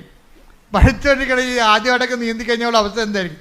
ഇങ്ങനെ അപ്പോൾ അവൾക്കൊരു പേടിയുണ്ട്. അവളവിടെ മെൻറ്ററിനെ വിളിച്ച് അവളെ കൊണ്ട് ഉടമ്പടി എടുപ്പിച്ച ഒരാളാണ് അവൾ മെൻറ്റർ എന്ന് പറയുന്ന ആൾ. മെൻറ്ററെ വിളിച്ച് ചോദിച്ചു, ചേച്ചി ഞാൻ ഈ 50 അടി വെള്ളത്തിൽ നീന്തുമ്പോഴേ ഞാനെങ്ങാനും മുങ്ങിപ്പോയ ചത്തുപോകുമായിരിക്കും അല്ലേ? അവളുടെ ആശങ്ക ഇതാണ്. അപ്പോൾ ഈ മെൻറ്റർ ഒരു വെടിക്കെട്ട് സംഭവമാണ്. മെൻറ്ററെ, നീ എന്തിനെ പഠിക്കണത്? ഈ വെള്ളത്തിനെ നിൻ്റെ കൂടെ ഉള്ളൊരു കടലാണെന്ന് നീ ഓർക്കണം. നിൻ്റെ കൂടെ ഉള്ളൊരു കടലാണ്, നീ ഇറവെള്ളത്തിനെ എന്തിനാ പേടിക്കണതെന്ന് ചോദിച്ചു. അപ്പോൾ ഇവിടെ പവറടിച്ച് അവിടെ കൂടെ ഉള്ള കടലാണെന്ന് പറയുന്നത് ഈ ആളിനടി കടലെന്ന് പറയണത്. എല്ലാ അപകടങ്ങളും തരണം ചെയ്യാൻ പറ്റിയ ഒരാളാണ് നിൻ്റെ കൂടെ ഉള്ളത്. പിന്നെ ഇതേണ്ട മഴയെ ഇറവെള്ളം വീടുന്നതിൻ്റെ നീ എന്താ പേടിക്കുന്നു? അപ്പോൾ അവൾക്ക് ധൈര്യമായി. മെൻറ്റർ അവൾക്ക് നല്ല ധൈര്യം കൊടുത്ത് അവളൊരു പണി ചെയ്യും. ഈ ഉടമ്പടി ഉറച്ച ഒരാളാണ്. കാര്യം വെച്ചാൽ വെറുതെ ഇങ്ങനെ പത്രം കൊടുക്കത്തില്ല. പത്രം കൊടുക്കണമെങ്കിൽ ഞാൻ എൻ്റെ അമ്മയെക്കുറിച്ച് കുറച്ച് സംസാരിക്കുമെന്ന്. എൻ്റെ അമ്മോ, അത് കേട്ടാൽ തന്നെ നമ്മുടെ ഹൃദയം തറച്ചിച്ചു പോകും. ഞാൻ പത്രം കൊടുക്കും, വെറുതെ ഇങ്ങനെ കൊടുക്കത്തില്ല. ഞാൻ പത്രം കൊടുക്കുമ്പോൾ എൻ്റെ അമ്മയെക്കുറിച്ച് 2 വാക്ക് സംസാരിക്കും. ആരെക്കുറിച്ച്? കൃപാസന മാതാവിനെക്കുറിച്ച്. പൊന്നമ്മയെന്ന് പറഞ്ഞാൽ എൻ്റെ പൊന്നമ്മയെക്കുറിച്ച് ഞാൻ സംസാരിക്കുമെന്ന്. അതൊക്കെ കേൾക്കാൻ നല്ല രസമാണ്. അവൾ ഹൃദയത്തിൻ്റെ ആഴങ്ങളിൽ നിന്ന് പറയണതാണ്. അങ്ങനെ സംസാരിച്ച് ദൈവതിരുസന്നിധിയിൽ അവളൊരു പിടിപാടുണ്ടാക്കിയെടുത്ത്, അമ്മയുമായിട്ടൊരു ടൈപ്പ് ഉണ്ടാക്കിയെടുത്ത്. അതുകൊണ്ടാണ് അവളോട് പെട്ടെന്ന് നിൻ്റെ കൂടെയുള്ള സമുദ്രമാണെന്ന് പറയുമ്പോൾ അഭിഷേകം വരാൻ പോണത് പരിശുദ്ധാത്മാവ് അംഗീകരിക്കണം കൊണ്ടാണ്. അവളുടെ കൂടെ ഉണ്ട് മാതാവ്. അതുകൊണ്ട് തന്നെ ഇവൾ പോയി ടെസ്റ്റ് ഇവിടെ നീന്തും. അവൾ നീന്തി കഴിയുമ്പോൾ എന്താ സംഭവിക്കണമെന്ന് അറിയാമോ? ഇവിടെ റിസൾട്ട് വരുമ്പോഴാണ് ഞെട്ടണത്. 1 റാങ്കാണ്. ഹല്ലേലൂയ ഹല്ലേലൂയ. യേശുവേ നന്ദി, യേശുവേ ആരാധന. അത് അമ്മയുടെ സ്വഭാവം അറിയാമല്ലോ. അമ്മ സഞ്ചാരി മാതാവല്ലേ, വേണേ കൂടെ നീന്തും ആള്. അതാണ് പരിപാടി. അത് എനിക്ക് അമ്മയെക്കുറിച്ച് അറിയാവുന്നതുകൊണ്ട് എനിക്കറിയാം. അത് കരക്ക് നിൽക്കത്തില്ല, നമ്മളെ കൈയെടുത്ത് നീന്തിക്കത്തില്ല, കൂടെ വരും. അത് ദൈവത്തിൻ്റെ പ്രഖ്യാപനം ഇന്ന് നിറവേറണ അമ്മയിലൂടെയാണ്. I will come with you wherever you go, even it is a water tank. അത് വലിയൊരു ഹ്യൂജ് ആയിട്ടുള്ള വാട്ടർ റിസർവ് ആണെങ്കിൽ പോലും അമ്മ കൂടെ വരും. കൂടെ വരുമെന്ന് കേൾക്കുമ്പോൾ നിങ്ങൾക്ക് തസ്തടിക്കണം. എന്താ കാര്യം? I will come with you wherever you go. അതല്ലേ വചനം, പ്രഖ്യാനം, അതല്ലേ പ്രഖ്യാപനം, അതല്ലേ വാഗ്ദാനം. എന്താണ് ജോഷുവാക്കി കൊടുത്ത വാഗ്ദാനം? നീ എവിടെയായിരുന്നാലും ഞാൻ നിൻ്റെ കൂടെ വരും. അതെവിടെയാണ്? പ്രസവ വാർഡിലായാലും വെന്റിലേറ്ററിലായാലും ഏത് വിഷയത്തിലായാലും ദൈവത്തെ കൂടെ നിർത്താൻ കഴിയുന്നതാണ് ഉടമ്പടി. ശ്രുതികട്ടെ ഹല്ലേലൂയ. ഹല്ലേലൂയ ഹല്ലേലൂയ ഹല്ലേലൂയ ഹല്ലേലൂയ ഹല്ലേലൂയ. പരിശുദ്ധ പരമ ദിവ്യകാരുണ്യത്തിന് നമ്മൾ പകച്ചു പോണത് ഈ പെൺകുട്ടി പറയുന്ന വചനങ്ങളുടെ ഒരു പ്രഘോഷണത്തിലാണ്. ഇവിടെ പറയണത് ഞാൻ ഇതൊക്കെ ചെയ്യണമുണ്ടല്ലോ, എനിക്കൊരു തിരിച്ചറിവുണ്ട്. എന്താണത്? അത് 1 കൊരിന്ത്യൻസ് 15:10 എൻ്റെ തിരിച്ചറിവെന്ന്. 1 കൊരിന്ത്യൻസ് 15:10. ശ്രുതികട്ടെ ഹല്ലേലൂയ ഹല്ലേലൂയ ഹല്ലേലൂയ ഹല്ലേലൂയ. യേശുവേ നന്ദി. ഹല്ലേലൂയ ഹല്ലേലൂയ. യേശുവേ സ്തുതി. ഹല്ലേലൂയ ഹല്ലേലൂയ ഹല്ലേലൂയ. 1 കൊരിന്ത്യൻസ് 15:10. ഞാൻ എന്തായിരിക്കുന്നുവോ, കേട്ടോ, എന്താണ് ഞാൻ എന്തായിരിക്കുന്നുവോ അത് ദൈവകൃപയാലാണ്. അത് ദൈവകൃപയാലാണ്. എന്റെ മേൽ ദൈവം ചൊരിഞ്ഞ കൃപ നിഷ്ഫലമായി പോയിട്ടില്ല. നേരെ മറിച്ച് മറ്റെല്ലാവരെയും കാൾ അധികം ഞാൻ അധ്വാനിച്ചു. എന്നാൽ ഞാനല്ല, എന്നിലുള്ള ദൈവകൃപയാണ് അധ്വാനിച്ചത്. നിങ്ങളെ കുറച്ചുപേര് പറയുമായിരിക്കും ഇതൊക്കെ അച്ഛൻ പറഞ്ഞ വചനമല്ലേ, അത് കേട്ട് പറയണം. അങ്ങനെയല്ല. അവളത് പറയുമ്പോൾ അവളുടെ പ്രയോഗത്തിലൂടെ അനുഭവിച്ച ദൈവജ്ഞാനത്തിൽ നിന്നാണ് പറയണത്. എന്താ കാര്യം? ഞാൻ ഈ 50 അടി ആഴമുള്ള വെള്ളം ഞാൻ നീന്തിക്കടന്നത് നീന്തറിയാൻ പാലാത്ത ഞാനല്ല അധ്വാനിച്ചതെന്ന്. അതാണ് അവൾ പറയണത്. എന്താണ്? ഞാൻ നീന്തുമ്പോൾ എനിക്കറിയാമായിരുന്നു എൻ്റെ കൂടെ ആരോ നീന്തണമുണ്ടെന്ന്. ഞാൻ എന്തായിരിക്കുന്നുവോ, ഞാൻ നീന്തിക്കടന്നപ്പോൾ എനിക്ക് 1 റാങ്ക് കിട്ടി. ഈ 1 റാങ്ക് കിട്ടിയത് ഞാൻ എന്തായിരിക്കുന്നുവോ അത് എൻ്റെ കഴിവല്ല, പിന്നെ എന്താണ്? എന്നിൽ പ്രവർത്തിച്ച ദൈവകൃപയാണെന്ന്. Praise the Lord. ഹല്ലേലൂയ ഹല്ലേലൂയ. ഈ ബോധ്യം കിട്ടുന്നതാണ് ഏറ്റവും വലിയ പ്രശ്നം. ഏറ്റവും വലിയ പ്രധാനം ഈ ബോധ്യം കിട്ടുന്നതാണ്. അതായത് അവൾ ചെയ്തു കഴിഞ്ഞു, റാങ്ക് അവൾ നേടിക്കഴിഞ്ഞതിന് ശേഷവും അവളെന്താ പറയണത്? ഇത് വർക്കൗട്ട് ചെയ്തിരിക്കുന്നത് എൻ്റെ കഴിവല്ല, പിന്നെ എന്താണ്? നിൻ്റെ കൃപയാണ്. Not by merit but by grace. ഈ 1 കൊരിന്ത്യൻസ് 15:10 പറയണത് ഞാൻ എന്തായിരിക്കുന്നുവോ അത് ദൈവകൃപയാലാണ്, എൻ്റെ കഴിവിനാലല്ല. അത് തന്നെയാണ് ഉടമ്പടി. അതായത് not by merit but by grace. ഈ not by merit but by grace എന്നുള്ളത് ഫണ്ടമെൻ്റൽ പ്രിൻസിപ്പിളാണ്. അതിങ്ങനെ പ്രധാനപ്പെട്ട ആക്ടിവേഷൻ പ്രിൻസിപ്പിലൂടെ എല്ലാം ഇങ്ങനെ വാട്ടർമാർക്ക് പോലെ ഇങ്ങനെ കടന്നു പോകും. എപ്പോഴും നമ്മൾ ചെയ്യേണ്ടത് നമ്മുടെ മെറിറ്റാണ് നമ്മൾ അഹങ്കാരത്തിലേക്ക് നയിക്കണത്. പിടിയിടിയ നമുക്കെന്തോ കഴിവുണ്ടെന്നുള്ളതാണ്. ഇപ്പോൾ ആദ്യം വിചാരിച്ചത് എന്താണ്? ഞാൻ എൻ്റെ വിജയത്തിൻ്റെ അടിസ്ഥാനം എൻ്റെ കഴിവെന്നല്ലേ അവൾ പറഞ്ഞത്. ആദ്യം അങ്ങനെ പറഞ്ഞത്, എൻ്റെ വിജയത്തിൻ്റെ അടിസ്ഥാനം എൻ്റെ കഴിവ്. ഇപ്പോൾ അവൾ 1 റാങ്ക് കിട്ടിയപ്പോൾ അവൾ എന്താ പറയണത്? 1 കൊരിന്ത്യൻസ് 15:10. അതായത് ഞാൻ നേടിയത് എൻ്റെതല്ല, മറിച്ച് കർത്താവിൻ്റെ കൃപയാണെന്ന്. ഇത് പറയണതിന് മുമ്പ് അത് അവളെ സത്യമായിട്ട് തന്നെയാണ് അവൾ പറഞ്ഞത്. എന്താ കാര്യത്തിൽ അവരെ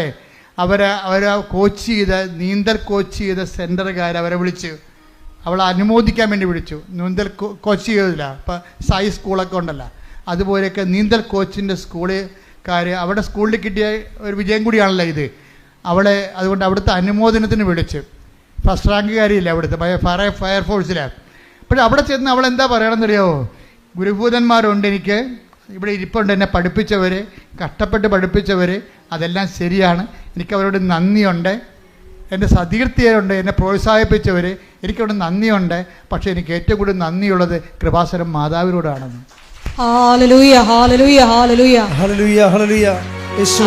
അവിടെയാണ് പ്രശ്നം. സായിപ്പിനെ കണ്ടപ്പോൾ കവാത്ത് പറഞ്ഞില്ല. സായിപ്പിൽ കിടപ്പോൾ കവാത്ത പറഞ്ഞില്ല, അവൾ പ്രേക്ഷിതയാണ്. എന്താ കാര്യം? എന്നിട്ട് അവൾ ഉദ്ധരിക്കേണ്ട ഒരു വചനമുണ്ട്. 10:32. Take the bed of God. ശ്രുതിക്കട്ടെ ഹല്ലേലൂയ ഹല്ലേലൂയ ഹല്ലേലൂയ. യേശുവേ നന്ദി. ഹല്ലേലൂയ ഹല്ലേലൂയ ഹല്ലേലൂയ ഹല്ലേലൂയ ഹല്ലേലൂയ. മത്തായി 10:32. ഇതാണ് ഉദ്ധരിക്കണത്, അശ്വതി ഉദ്ധരിക്കണത്. മനുഷ്യരുടെ മുമ്പിൽ എന്നെ ഏറ്റുപറയുന്നവനെ എന്റെ സ്വർഗസ്ഥനായ പിതാവിന്റെ മുമ്പിൽ ഞാനും ഏറ്റുപറയും. ദൈവം അവളെ ഇനിയും ഏറ്റുപറയുന്ന നമുക്കറിയാം. അതുകൊണ്ട് എന്താണ്, സ്വന്തം ഗുരുഭൂതന്മാരുടെ മുമ്പിൽ പോയി എന്നുവെച്ചും പറയും, കൃപാസനം മാതാവാണ് എൻ്റെ കൂടെ നീന്താൻ വന്നതെന്ന് പറയും. അതാണ് ഏറ്റുപറച്ചിലെന്ന് പറയണത്. അല്ലാതെ മറ്റുള്ളവരെ കാണുമ്പോഴേ ദൈവത്തെ മറക്കരുത്. നിങ്ങൾക്ക് എപ്പോഴും പറ്റുന്ന ഒരു അബദ്ധം ഇതാണ്. നിങ്ങൾ പഞ്ചപുച്ഛം അടച്ച് ഒച്ചാനിച്ച് ഇവിടെയുള്ള എല്ലാ കാര്യവും പറയും. ഓട്ടോറിക്ഷയുടെ സെക്കൻഡ് ഗിയർ എടുക്കണ പോലെ നിലയും വിളിക്കും. ഇതൊക്കെ ഈ അഭ്യാസം ഇവിടെയേ ഉള്ളൂ. പുറത്തേക്ക് കഴിയുമ്പോൾ പറയും എൻ്റെ കഴിവാണെന്ന് പറയും. അത് ദൈവത്തിന് അറിയാം. ഓർഡർ തമ്മാവ അതന്നെ, അത് ഞാൻ എപ്പോഴും പറയണല്ലേ, അത് ദൈവത്തിന് അറിയാം. ഇവിടെ നിന്നുകൊണ്ട് ഇതൊക്കെ പറയും, പക്ഷെ പുറത്തിറങ്ങിയിട്ട് പറയത്തില്ല. അത് അവരുടെ കഴിവാണെന്ന് പറയും, അവിടെ എക്സ്പീരിയൻസ് ആണെന്ന് പറയും.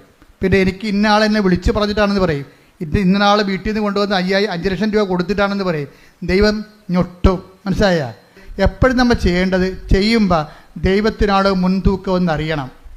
ഞാൻ ഏത് കാലാവസ്ഥയിലും ഞാൻ എൻ്റെ ദൈവത്തെ തള്ളി പറയത്തില്ല, ദൈവത്തെ ഏറ്റു പറയും. പറഞ്ഞു, ഞാൻ ഏത് കാലാവസ്ഥയിലും ഞാൻ ദൈവത്തെ തള്ളി പറയത്തില്ല. എന്റെ കഴിവിനേക്കാൾ ദൈവത്തിന്റെ കൃപയ്ക്കായി ഞാൻ സാക്ഷ്യം വഹിക്കും.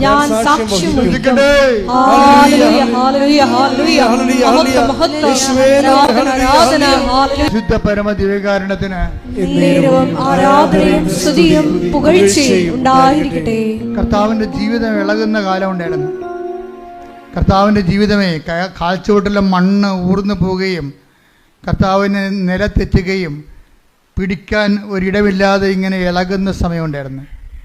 അതാണ് ഗെത്സമനി നമ്മൾ കാണുന്നത്. പിടിക്കാനൊരിടമില്ല. താൻ ഉറച്ചു വെച്ചിരുന്ന കാൽച്ചുവട്ടിലെ മണ്ണ് ഇളകുമ്പോഴും കർത്താവ് പ്രഖ്യാപിക്കുന്ന ഒരു അതാണ് ഈ നമ്മളുടെ 17 യോഹന്നാൻ്റെ 17 അധ്യായം 17 വാക്യയിലെ അത് ഗെത്സമനിലെ പ്രാർത്ഥന. അവൻ്റെ കാൽച്ചുവട്ട് മണ്ണിളകുകയാണ്. അവൻ്റെ കൂടെയുള്ളവൻ തന്നെ പോയി ഒറ്റയ്ക്ക് കൊടുക്കാൻ പോകുന്നു. അവനെ കൂടെ കൊണ്ട് നടന്നവൻ തന്നെ അവനെ തള്ളിപ്പറയാൻ പോകുന്നു. അവൻ്റെ കാൽച്ചുവട്ടിലെ മണ്ണ് ഇളകുന്നു. അവന് പിടിച്ചു നിൽക്കാനൊരു ഇടമില്ല. മൊത്തം ഇളകുകയാണ്. നില കിട്ടണില്ല. നില കിട്ടാത്തപ്പോൾ അവൻ പറഞ്ഞൊരു വാക്കുണ്ട്. എന്താ പറയണത്? യോഹന്നാൻ 17:17 അങ്ങയുടെ വചനമാണല്ലോ സത്യം, മറ്റൊന്നും സത്യമല്ല. പത്രോസ് സത്യമല്ല, പീലാത്തോസ് സത്യമല്ല, യൂദാ സത്യമല്ല, മനുഷ്യൻ സത്യമല്ല, കഴിവ് സത്യമല്ല, സ്വാധീന സത്യമല്ല, ദൈവമാണ് സത്യം, വചനമാണ് സത്യം. കൈയ്യടിക്കട്ടെ.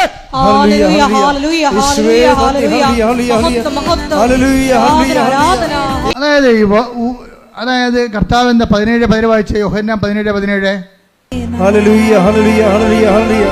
യോഹന്നാൻ 17:17 അവരെ അങ്ങ് സത്യത്താൽ വിശുദ്ധീകരിക്കണമേ. അവിടുത്തെ വചനമാണ് സത്യം. പറഞ്ഞേ, അവിടുത്തെ വചനമാണ് സത്യം. ഒന്ന് പറഞ്ഞേ, അവിടുത്തെ വചനമാണ് സത്യം. ഒന്നുകൂടി പറഞ്ഞേ, അവിടുത്തെ വചനമാണ് സത്യം. ഒന്നുകൂടി പറഞ്ഞേ, അവിടുത്തെ വചനമാണ് സത്യം. കൈയടിച്ച് പറഞ്ഞേ, അവിടുത്തെ വചനമാണ് സത്യം. അവിടുത്തെ വചനമാണ് സത്യം. അവിടുത്തെ വചനമാണ് സത്യം. സത്യത്താൽ വചനത്താൽ ഞങ്ങളെ വിശുദ്ധീകരിക്കണമേ, ശക്തീകരിക്കണമേ, വഴി നടത്തണമേ. ഹല്ലേലൂയ. ആർക്കിമിഡീസിനെ പറ്റി കക്ഷിയുണ്ടായിരുന്നു. ആർക്കിമിഡീസ് നമ്മളൊക്കെ 3-ാം ക്ലാസ്സിൽ 8-ാം ക്ലാസ്സൊക്കെ പഠിക്കാറുണ്ട്. അതായത് പണ്ടത്തെ, ഇപ്പോൾ എങ്ങനെയാണെന്ന് അറിയത്തില്ല. ആർക്കിമിഡീസ് ഒരിക്കൽ, അത് ഈശോയുടെ കാലത്തിന് മുമ്പ് ഒരു 280 കൊല്ലത്തിന് മുമ്പ് ജീവിച്ച ഒരാളാണ്. ഗ്രീക്ക് ഫിലോസഫറാണ്, ശാസ്ത്രജ്ഞ, ഫിസിക്സ് ഊർജ്ജതന്ത്രജ്ഞൻ കൂടിയാണ്. അദ്ദേഹം വെയിറ്റ് കണ്ടുപിടിക്കുമ്പോൾ ആദേശ സിദ്ധാന്തം എന്ന് നമ്മൾ പറയും മലയാളത്തിൽ. അപ്പം അദ്ദേഹം പറഞ്ഞ വേറെ ആദേശം എന്ന് വെച്ചാൽ ഒരു ലിക്വിഡ് കണ്ടൻറ്റിലെ വേറെ ഒരു മാറ്റർ നമ്മൾ ഫിക്സ് ചെയ്ത് കഴിഞ്ഞാൽ അതിന് ആദേശം ചെയ്യുന്ന വെള്ളത്തിൻ്റെ വെയിറ്റിൻ്റെ അനുപാതവും ഈ നമ്മളവിടെ ഇതിൻ്റെ അകത്ത് കണ്ടൻറ്റ് താത്തി വെച്ചിരിക്കുന്ന മാറ്ററിൻ്റെ വെയിറ്റും സെയിം ആണെന്നാണ് ഈ ആർക്കിമിഡീസ് പ്രിൻസിപ്പിൾ എന്ന് പറയണത്. അപ്പോൾ ഇദ്ദേഹം വേറൊരു കാര്യം പറഞ്ഞ്, ഞാൻ ഫിലോസഫി പഠിച്ചിട്ടുണ്ട്. ആർക്കിമിഡീസ് പറഞ്ഞാണ്, അതായത് give me a first spot to stand, I will move the earth. അത് പുള്ളി പറഞ്ഞതാണ്. എന്ന് വെച്ചാൽ എനിക്ക് ഈ ഭൂമിയിൽ ഉറപ്പോടെ കാല് കുത്താൻ പറ്റിയ ഒരു ഇടം കാണിച്ചതാ, ഞാൻ ഈ ലോകത്തെ മാറ്റാമെന്ന് പറഞ്ഞു. ഞാൻ ഇപ്പോൾ എന്താ ഇത് പറയാൻ കാരണം എന്ന് പറയും, ഈ യോഹന്നാൻ 17:17 ഈശോ എന്താ പറഞ്ഞത്? ഈശോയ്ക്ക് കാല് ഉറക്കാത്തൊരു സമയമാണ്. 10 ദിവസം തള്ളിപ്പറഞ്ഞു ഓൾറെഡി തള്ളിപ്പറയാൻ പോകുന്നു. യൂദാസ് ഒറ്റിക്കൊടുക്കാൻ പോകുന്നു. ജനക്കൂട്ടം മുഴുവനും കർത്താവിന് കൈയൊഴിയാൻ പോകുന്നു.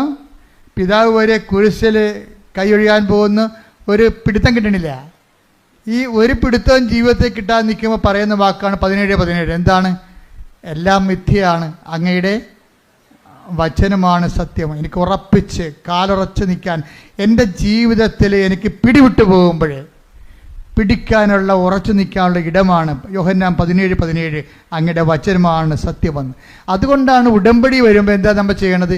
ഈ ഉറപ്പുള്ള തറയിലേക്ക് നിലപാട് തറയിലേക്ക് നമ്മുടെ ജീവിതം മാറ്റുക. ഈ വചനം അനുസരിച്ച് നമ്മൾ ജീവിക്കുന്നതിലൂടെ നമ്മളെന്താ സംഭവിക്കണത്? പാറമേ ഭവനം ചെയ്ത ബുദ്ധിമാനായ സ്ത്രീയായ മനുഷ്യനായിട്ട് പുരുഷനായിട്ട് മാറുക. അതായത് വചനം പാലിക്കുക വഴി നമുക്ക് നില കിട്ടാത്ത ഒരു ജീവിത സാഹചര്യം, കുടുംബമാണ്, വിവാഹം പിരിയാൻ പോകുന്നു, മക്കളില്ല, ജപ്റ്റ് വരാൻ പോകുന്നു, PR ഇല്ല, വിസ വീണ്ടും പുതുക്കി കിട്ടണില്ല, നാട്ടിലേക്ക് തിരിച്ചു പോരാൻ പോകുന്നു, കടക്കാർ നമ്മൾ വളയുന്നു, ഇങ്ങനെയുള്ള ഒത്തിരിയേറെ നില കിട്ടാത്ത ജീവിത പ്രശ്നങ്ങളുണ്ട്. അവിടെയെല്ലാം അതിനേക്കാൾ ക്രൂഷ്യലായിട്ടുള്ള ടൈമിലാണ് ഈശോ ഈ വാക്ക് പറയണത്.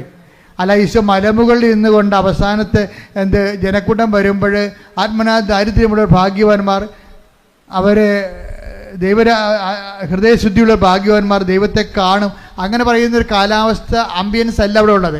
മറിച്ച് പിടിവിട്ട് പോയിരിക്കുക, നിലയില്ലാതെ പോയിരിക്കുമ്പോൾ പറയണ പ്രഖ്യാപനമാണ്. എന്താണ്? ഈ അവസ്ഥയിൽ അങ്ങയുടെ വചനമാണല്ലോ സത്യം.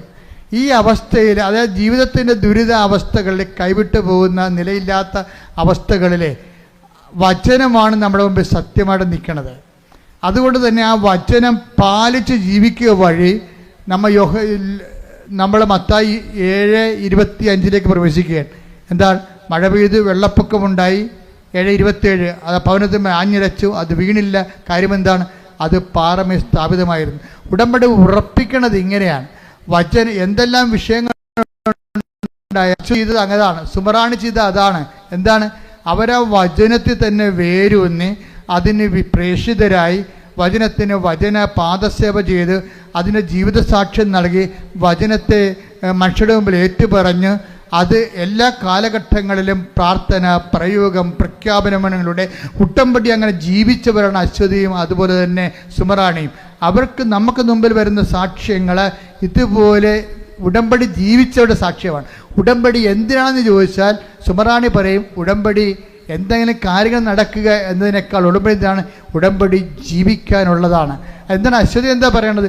വചനം എന്തിനാണെന്ന് ചോദിച്ചു കഴിഞ്ഞാൽ, വചനം എന്ന് പറയുന്നത് നമ്മുടെ കഴിവുകൾ, അതല്ല സത്യം. ഞാൻ അങ്ങനെ ധരിച്ചിരുന്നു, പക്ഷേ എനിക്ക് മനസ്സിലായി എൻ്റെ കഴിവല്ല, ഞാൻ എന്തായിരിക്കുന്നുവോ 1 കൊരിന്ത്യസിൻ്റെ 15:10 അത് കർത്താവിൻ്റെ കൃപയാണ്. ഞാൻ അധ്വാനിച്ചതും ഞാൻ ആ കൃപയാൽ അധ്വാനിച്ചുകൊണ്ട് ജീവിതത്തിൻ്റെ പ്രതിസന്ധികളെയും പ്രതിരോധങ്ങളെയും പ്രതിരോധിക്കാൻ വേണ്ടിയുള്ള ദൈവിക നടപടിക്രമമാണ് ഉടമ്പടിയെങ്കിൽ ആ ഉടമ്പടി ഉറച്ചു നിൽക്കാൻ വേണ്ടി കർത്താവിൻ്റെ പരിശുദ്ധ അമ്മയുടെ മധ്യസ്ഥതയിൽ ഞാൻ നിങ്ങളെ ആശീർവദിക്കുന്നു. ശ്രദ്ധിക്കട്ടെ. ഹല്ലേലൂയ, ഹല്ലേലൂയ, യേശുവേ നന്ദി, ഹല്ലേലൂയ, ഹല്ലേലൂയ, ഹല്ലേലൂയ, ഹല്ലേലൂയ, യേശുവേ സ്തുതി, ഹല്ലേലൂയ, ഹല്ലേലൂയ, ഹല്ലേലൂയ, ഹല്ലേലൂയ, ഹല്ലേലൂയ, ഹല്ലേലൂയ, യേശുവേ നന്ദി, ഹല്ലേലൂയ, ഹല്ലേലൂയ. പരിശുദ്ധ പരമദിവ്യകാരുണ്യത്തിന് ആരാധനയും സ്തുതിയും പുകഴ്ചയും ഉണ്ടായിരിക്കട്ടെ. എൻ്റെ പ്രിയപ്പെട്ടവരെ, രോഗസൗഖ്യ പ്രാർത്ഥനയിലേക്ക് പ്രവേശിക്കുകയാണ്. നമ്മൾ അച്ഛനെ മിക്സ് ചെയ്തായിരിക്കും പ്രാർത്ഥിക്കാൻ പോകുന്നത്. ഓരോരോ വിഷയങ്ങൾ കർത്താവിൻ്റെ ആത്മാവ് എനിക്ക് നൽകുന്ന അനുസരിച്ചുകൊണ്ട് ചിലപ്പോൾ ജോലി പ്രാർത്ഥിക്കും, ചിലപ്പോൾ രോഗങ്ങൾ പ്രാർത്ഥിക്കും, ചിലപ്പോൾ ജീവിത പ്രശ്നങ്ങൾ പ്രാർത്ഥിക്കും, ചിലപ്പോൾ നിങ്ങൾക്കൊരു എത്തും പിടിയും കിട്ടാത്തൊരു ജീവിതാവസ്ഥയിൽ നിങ്ങൾ മുങ്ങിപ്പൊങ്ങുകയാണെങ്കിൽ നിങ്ങൾക്ക് സ്ഥിരമായി ഉറച്ചു നിൽക്കാൻ വേണ്ടിയുള്ള വിശ്വാസം വേണ്ടി പ്രാർത്ഥിക്കും.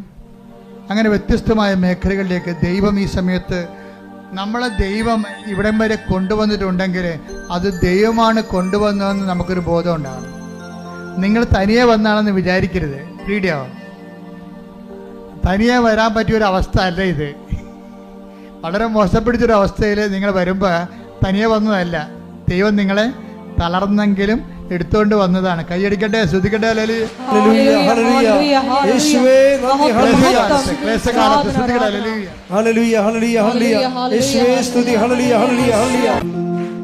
പരിശുദ്ധ പരമ ദിവ്യകാരുണ്യത്തിന് ആരാധനയും സ്തുതിയും പുകഴ്ചയും ഉണ്ടായിരിക്കട്ടെ. പരിശുദ്ധ പരമ ദിവ്യകാരുണ്യത്തിന് ആരാധനയും സ്തുതിയും പുകഴ്ചയും ഉണ്ടായിരിക്കട്ടെ. പരിശുദ്ധ പരമ ദിവ്യകാരുണ്യത്തിന് ആരാധനയും സ്തുതിയും പുകഴ്ചയും ഉണ്ടായിരിക്കട്ടെ. എൻ്റെ പ്രിയപ്പെട്ടവരെ, അച്ഛൻ കൈ ഉയർത്തി പ്രാർത്ഥിച്ച് പരിശുദ്ധ അമ്മയുടെ മാധ്യസ്ഥയിൽ ഈശോയുടെ നാമത്തിൽ നിങ്ങൾ ആസ്വദിക്കുകയും പ്രാർത്ഥിക്കുകയും ചെയ്യുമ്പോൾ നിങ്ങൾ ഇടിമുഴക്കം പോലെ സ്തുതിച്ചുകൊണ്ടിരിക്കണം. സ്തുതികളെ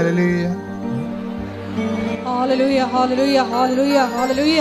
യേശുവേ ആരാധന, മഹത്വം, മഹത്വം, ആരാധന, ആരാധന. ഹല്ലേലൂയ, ഹല്ലേലൂയ, ഹല്ലേലൂയ. യേശുവേ ആരാധന, ഹല്ലേലൂയ, ഹല്ലേലൂയ. യേശുവേ ആരാധന, ഹല്ലേലൂയ, ഹല്ലേലൂയ, ഹല്ലേലൂയ. മഹത്വം, മഹത്വം, ആരാധന, ആരാധന. ഹല്ലേലൂയ, ഹല്ലേലൂയ. യേശുവേ നന്ദി, യേശുവേ ആരാധന. Hallelujah, hallelujah. മഹത്വം, മഹത്വം, ആരാധന. കർത്താവേ, നിന്റെ ഉന്നതമായ നാമത്തിന് സ്വന്തം ചെയ്യുന്ന കർത്താവേ, നിന്റെ വിശുദ്ധ പൗരോഹിത്യത്തെ മഹത്വപ്പെടുത്തണമേ. കർത്താവേ, സഭയിലുള്ള സാന്നിധ്യം പ്രകടമാക്കണമേ. അമ്മേ, പരിശുദ്ധ അമ്മേ, ദേവമാതാവേ, ആൾത്താരെ ജീവനോടെ പ്രത്യക്ഷയുടെ പരിശുദ്ധ അമ്മയുടെ മാധ്യസ്ഥത്തില് കർത്താവിന്റെ തിരുമുൻപാടുന്ന വരദകരം, കർത്താവിന്റെ ആണിപ്പെടുത്താറുന്ന അത്ഭുതകരം നിങ്ങളുടെ ശിരസിൽ വെക്കട്ടെ.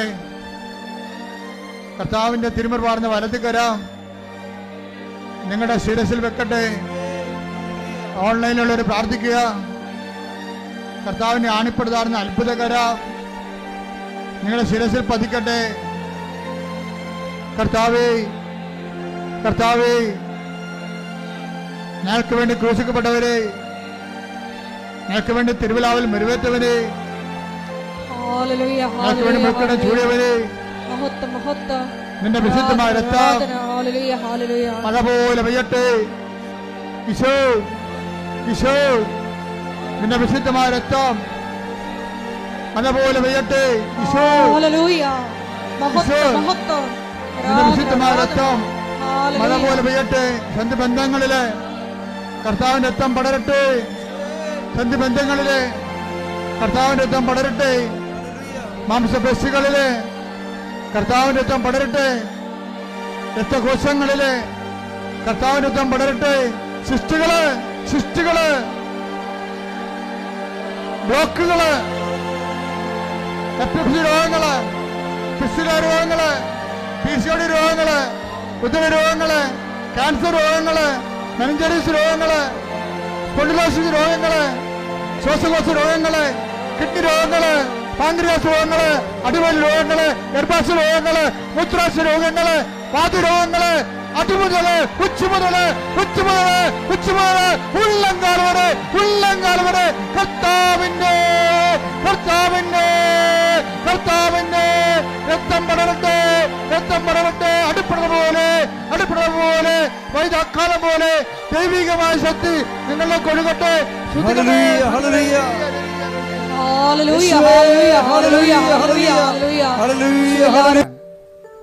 ആ വിഷയങ്ങൾ അകപ്പെട്ടിരിക്കുന്നവർ പ്രാർത്ഥിക്കാൻ വേണ്ടി നിങ്ങൾ കാത്തിരിക്കരുത്.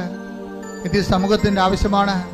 കർത്താവ് സമൂഹത്തിന്റെ മുഴുവൻ പ്രാർത്ഥന കേട്ടിട്ടാണ് ഓരോ മക്കളെയും പ്രത്യേകം ആശീർവദിക്കുന്നത്. ജപ്തി നടപടി നേരിടുന്നവരുണ്ട്, സ്ഥലം വിറ്റുപോകാൻ പോകുന്നവരുണ്ട്, വിൽക്കാൻ പറ്റാത്ത രീതിയിൽ കടക്കാല കുരുക്കപ്പെടുന്നവരുണ്ട്, ജോലി ഇല്ലാത്തവരുണ്ട്, ജോലി നഷ്ടപ്പെട്ടവരുണ്ട്, സർട്ടിഫിക്കറ്റ് കിട്ടാത്തവരുണ്ട്, സർട്ടിഫിക്കറ്റുകൾ വ്യക്തികളുണ്ടായി പോയവരുണ്ട്, പരീക്ഷ എല്ലാത്തിനേക്കാൾ ഉപരി പരീക്ഷ എഴുതിക്കൊണ്ടിരിക്കുന്ന കുഞ്ഞുങ്ങളുണ്ട്. എല്ലാ വിധത്തിലും മത്സര പരീക്ഷകൾ, യോഗ്യതാ പരീക്ഷകൾ, അങ്ങനെ വ്യത്യസ്തങ്ങളായ പരീക്ഷകൾ എഴുതിക്കൊണ്ടിരിക്കുന്ന മക്കളുടെ മേലെല്ലാം അവരുടെ മാതാപിതാക്കന്മാർ, അവരെ പഠിപ്പിക്കുന്നവർ, അവർ ഈ ആഴ്ചയിൽ ചെയ്യാൻ പോകുന്ന മുഴുവൻ പരീക്ഷകൾ, അതിൻ്റെ വിഷയങ്ങൾ, അതുമേലെല്ലാം കർത്താവിൻ്റെ കൃപ ചൊരിയാൻ വേണ്ടി ഇടിമുഴക്കം പോലെ സ്തുതിക്കട്ടെ. കർത്താവിൻ്റെ ഉന്നതമായ നാമത്തിന് സ്തോത്രം ചെയ്യുന്ന കർത്താവെ നിന്റെ വിശുദ്ധ പൗരോഹിത്യത്തെ മഹത്വപ്പെടുത്തണമേ. കർത്താവെ സഭയിലുള്ള സാന്നിധ്യം പ്രകടമാക്കണമേ. എൻ്റെ കർത്താവിൻ്റെ ഉന്നതമായ നാമത്തിൽ, സഭയുടെ അധികാരത്തിൽ, കുരിശിൻ്റെ അടയാളത്തിൽ, ദൈവത്തിൻ്റെ ശക്തിയാൽ കർത്താവ് പരീക്ഷ എഴുതുന്ന കുഞ്ഞുങ്ങളെ സമർപ്പിച്ച് പ്രാർത്ഥിക്കുന്ന കർത്താവ് അവരുടെ മേൽ കർത്താവിൻ്റെ അടിപ്പട പോലെ വൈതാക്കാലം പോലെ ദൈവികമായ ശക്തി പ്രസരിക്കട്ടെ. കർത്താവ് വൈദികമായ ശക്തി കർത്താവ് പരീക്ഷ എഴുതുന്ന മക്കളുടെ മേൽ, പഠിക്കുന്ന മക്കളുടെ മേൽ, ക്വസ്റ്റ്യൻ പേപ്പർ നോക്കുന്നവരിൽ, ഇവ എഴുതുന്നവർ, കർത്താവ് ഓരോരോ തരത്തിലുള്ള പരീക്ഷകൾ, യോഗ്യതാ പരീക്ഷകൾ, മത്സര പരീക്ഷകൾ, ഒരുങ്ങിക്കഴിഞ്ഞവർ, റിസൾട്ട് പ്രതീക്ഷിക്കുന്നവർ, റിസൾട്ട് കാത്തിരിക്കുന്നവരുടെ മേലെല്ലാം കർത്താവിൻ്റെ കൈരണ്ടം ചുരുകട്ടെ. കർത്താവിൻ്റെ സത്യം എടുക്കട്ടെ. കർത്താവ് പറമ്പ് വിറ്റ് മാറ്റാത്ത ആഗ്രഹിക്കുന്നവര്, വിറ്റുമാറാത്തവര്, സ്ഥലം വിറ്റുമാറാത്തവര്, തെറ്റ് നടപടി നേരിടുന്നവര്, ആശുപത്രി കിടക്കയിലായവര്, ജോലി നഷ്ടപ്പെട്ടവര്, ജോലി നഷ്ടപ്പെട്ടിട്ട് തിരിച്ചെടുക്കാൻ പറ്റാത്തവര്, ഏജ് ഓവർ ആയതിന്റെ പേര് വേദന അനുഭവിക്കുന്നവര്, വിസ ലഭിക്കാത്തവര്, വിസ പുതുക്കാത്തവര്, നാട്ടിലേക്ക് തിരിച്ചു പോരേണ്ടി വരുന്നവര്, ഡിസ്മിസ് ചെയ്തവര്, സസ്പെൻഡ് ചെയ്യപ്പെട്ടവര്, ഇങ്ങനെ ഓരോരോ വിവാഹത്തിൽ മോചനം നേടിയവര്, മോചനം നേടിക്കൊണ്ടിരിക്കുന്നവര്, കോടതി വിധി പ്രതീക്ഷിക്കുന്നവര്, ദൈവ നിശ്ചയം ഈ നിമിഷങ്ങളിലേക്ക് ഇറങ്ങട്ടെ. ദൈവത്തിന്റെ കരുണ ആവശ്യിക്കട്ടെ. ശ്രദ്ധിക്കട്ടെ. ഹല്ലേലൂയ. യേശുവിന്റെ ഉന്നതമായ നാമത്തില്, സഭയുടെ അധികാരത്തില്, കുരിശിന്റെ അടയാളത്തില്, ദുരിതങ്ങള് യേശുവിന്റെ നാമത്തിൽ മാറിപ്പോകട്ടെ. വ്യക്തിപരമായി പ്രാർത്ഥിക്കേണ്ട സമയമാണ്.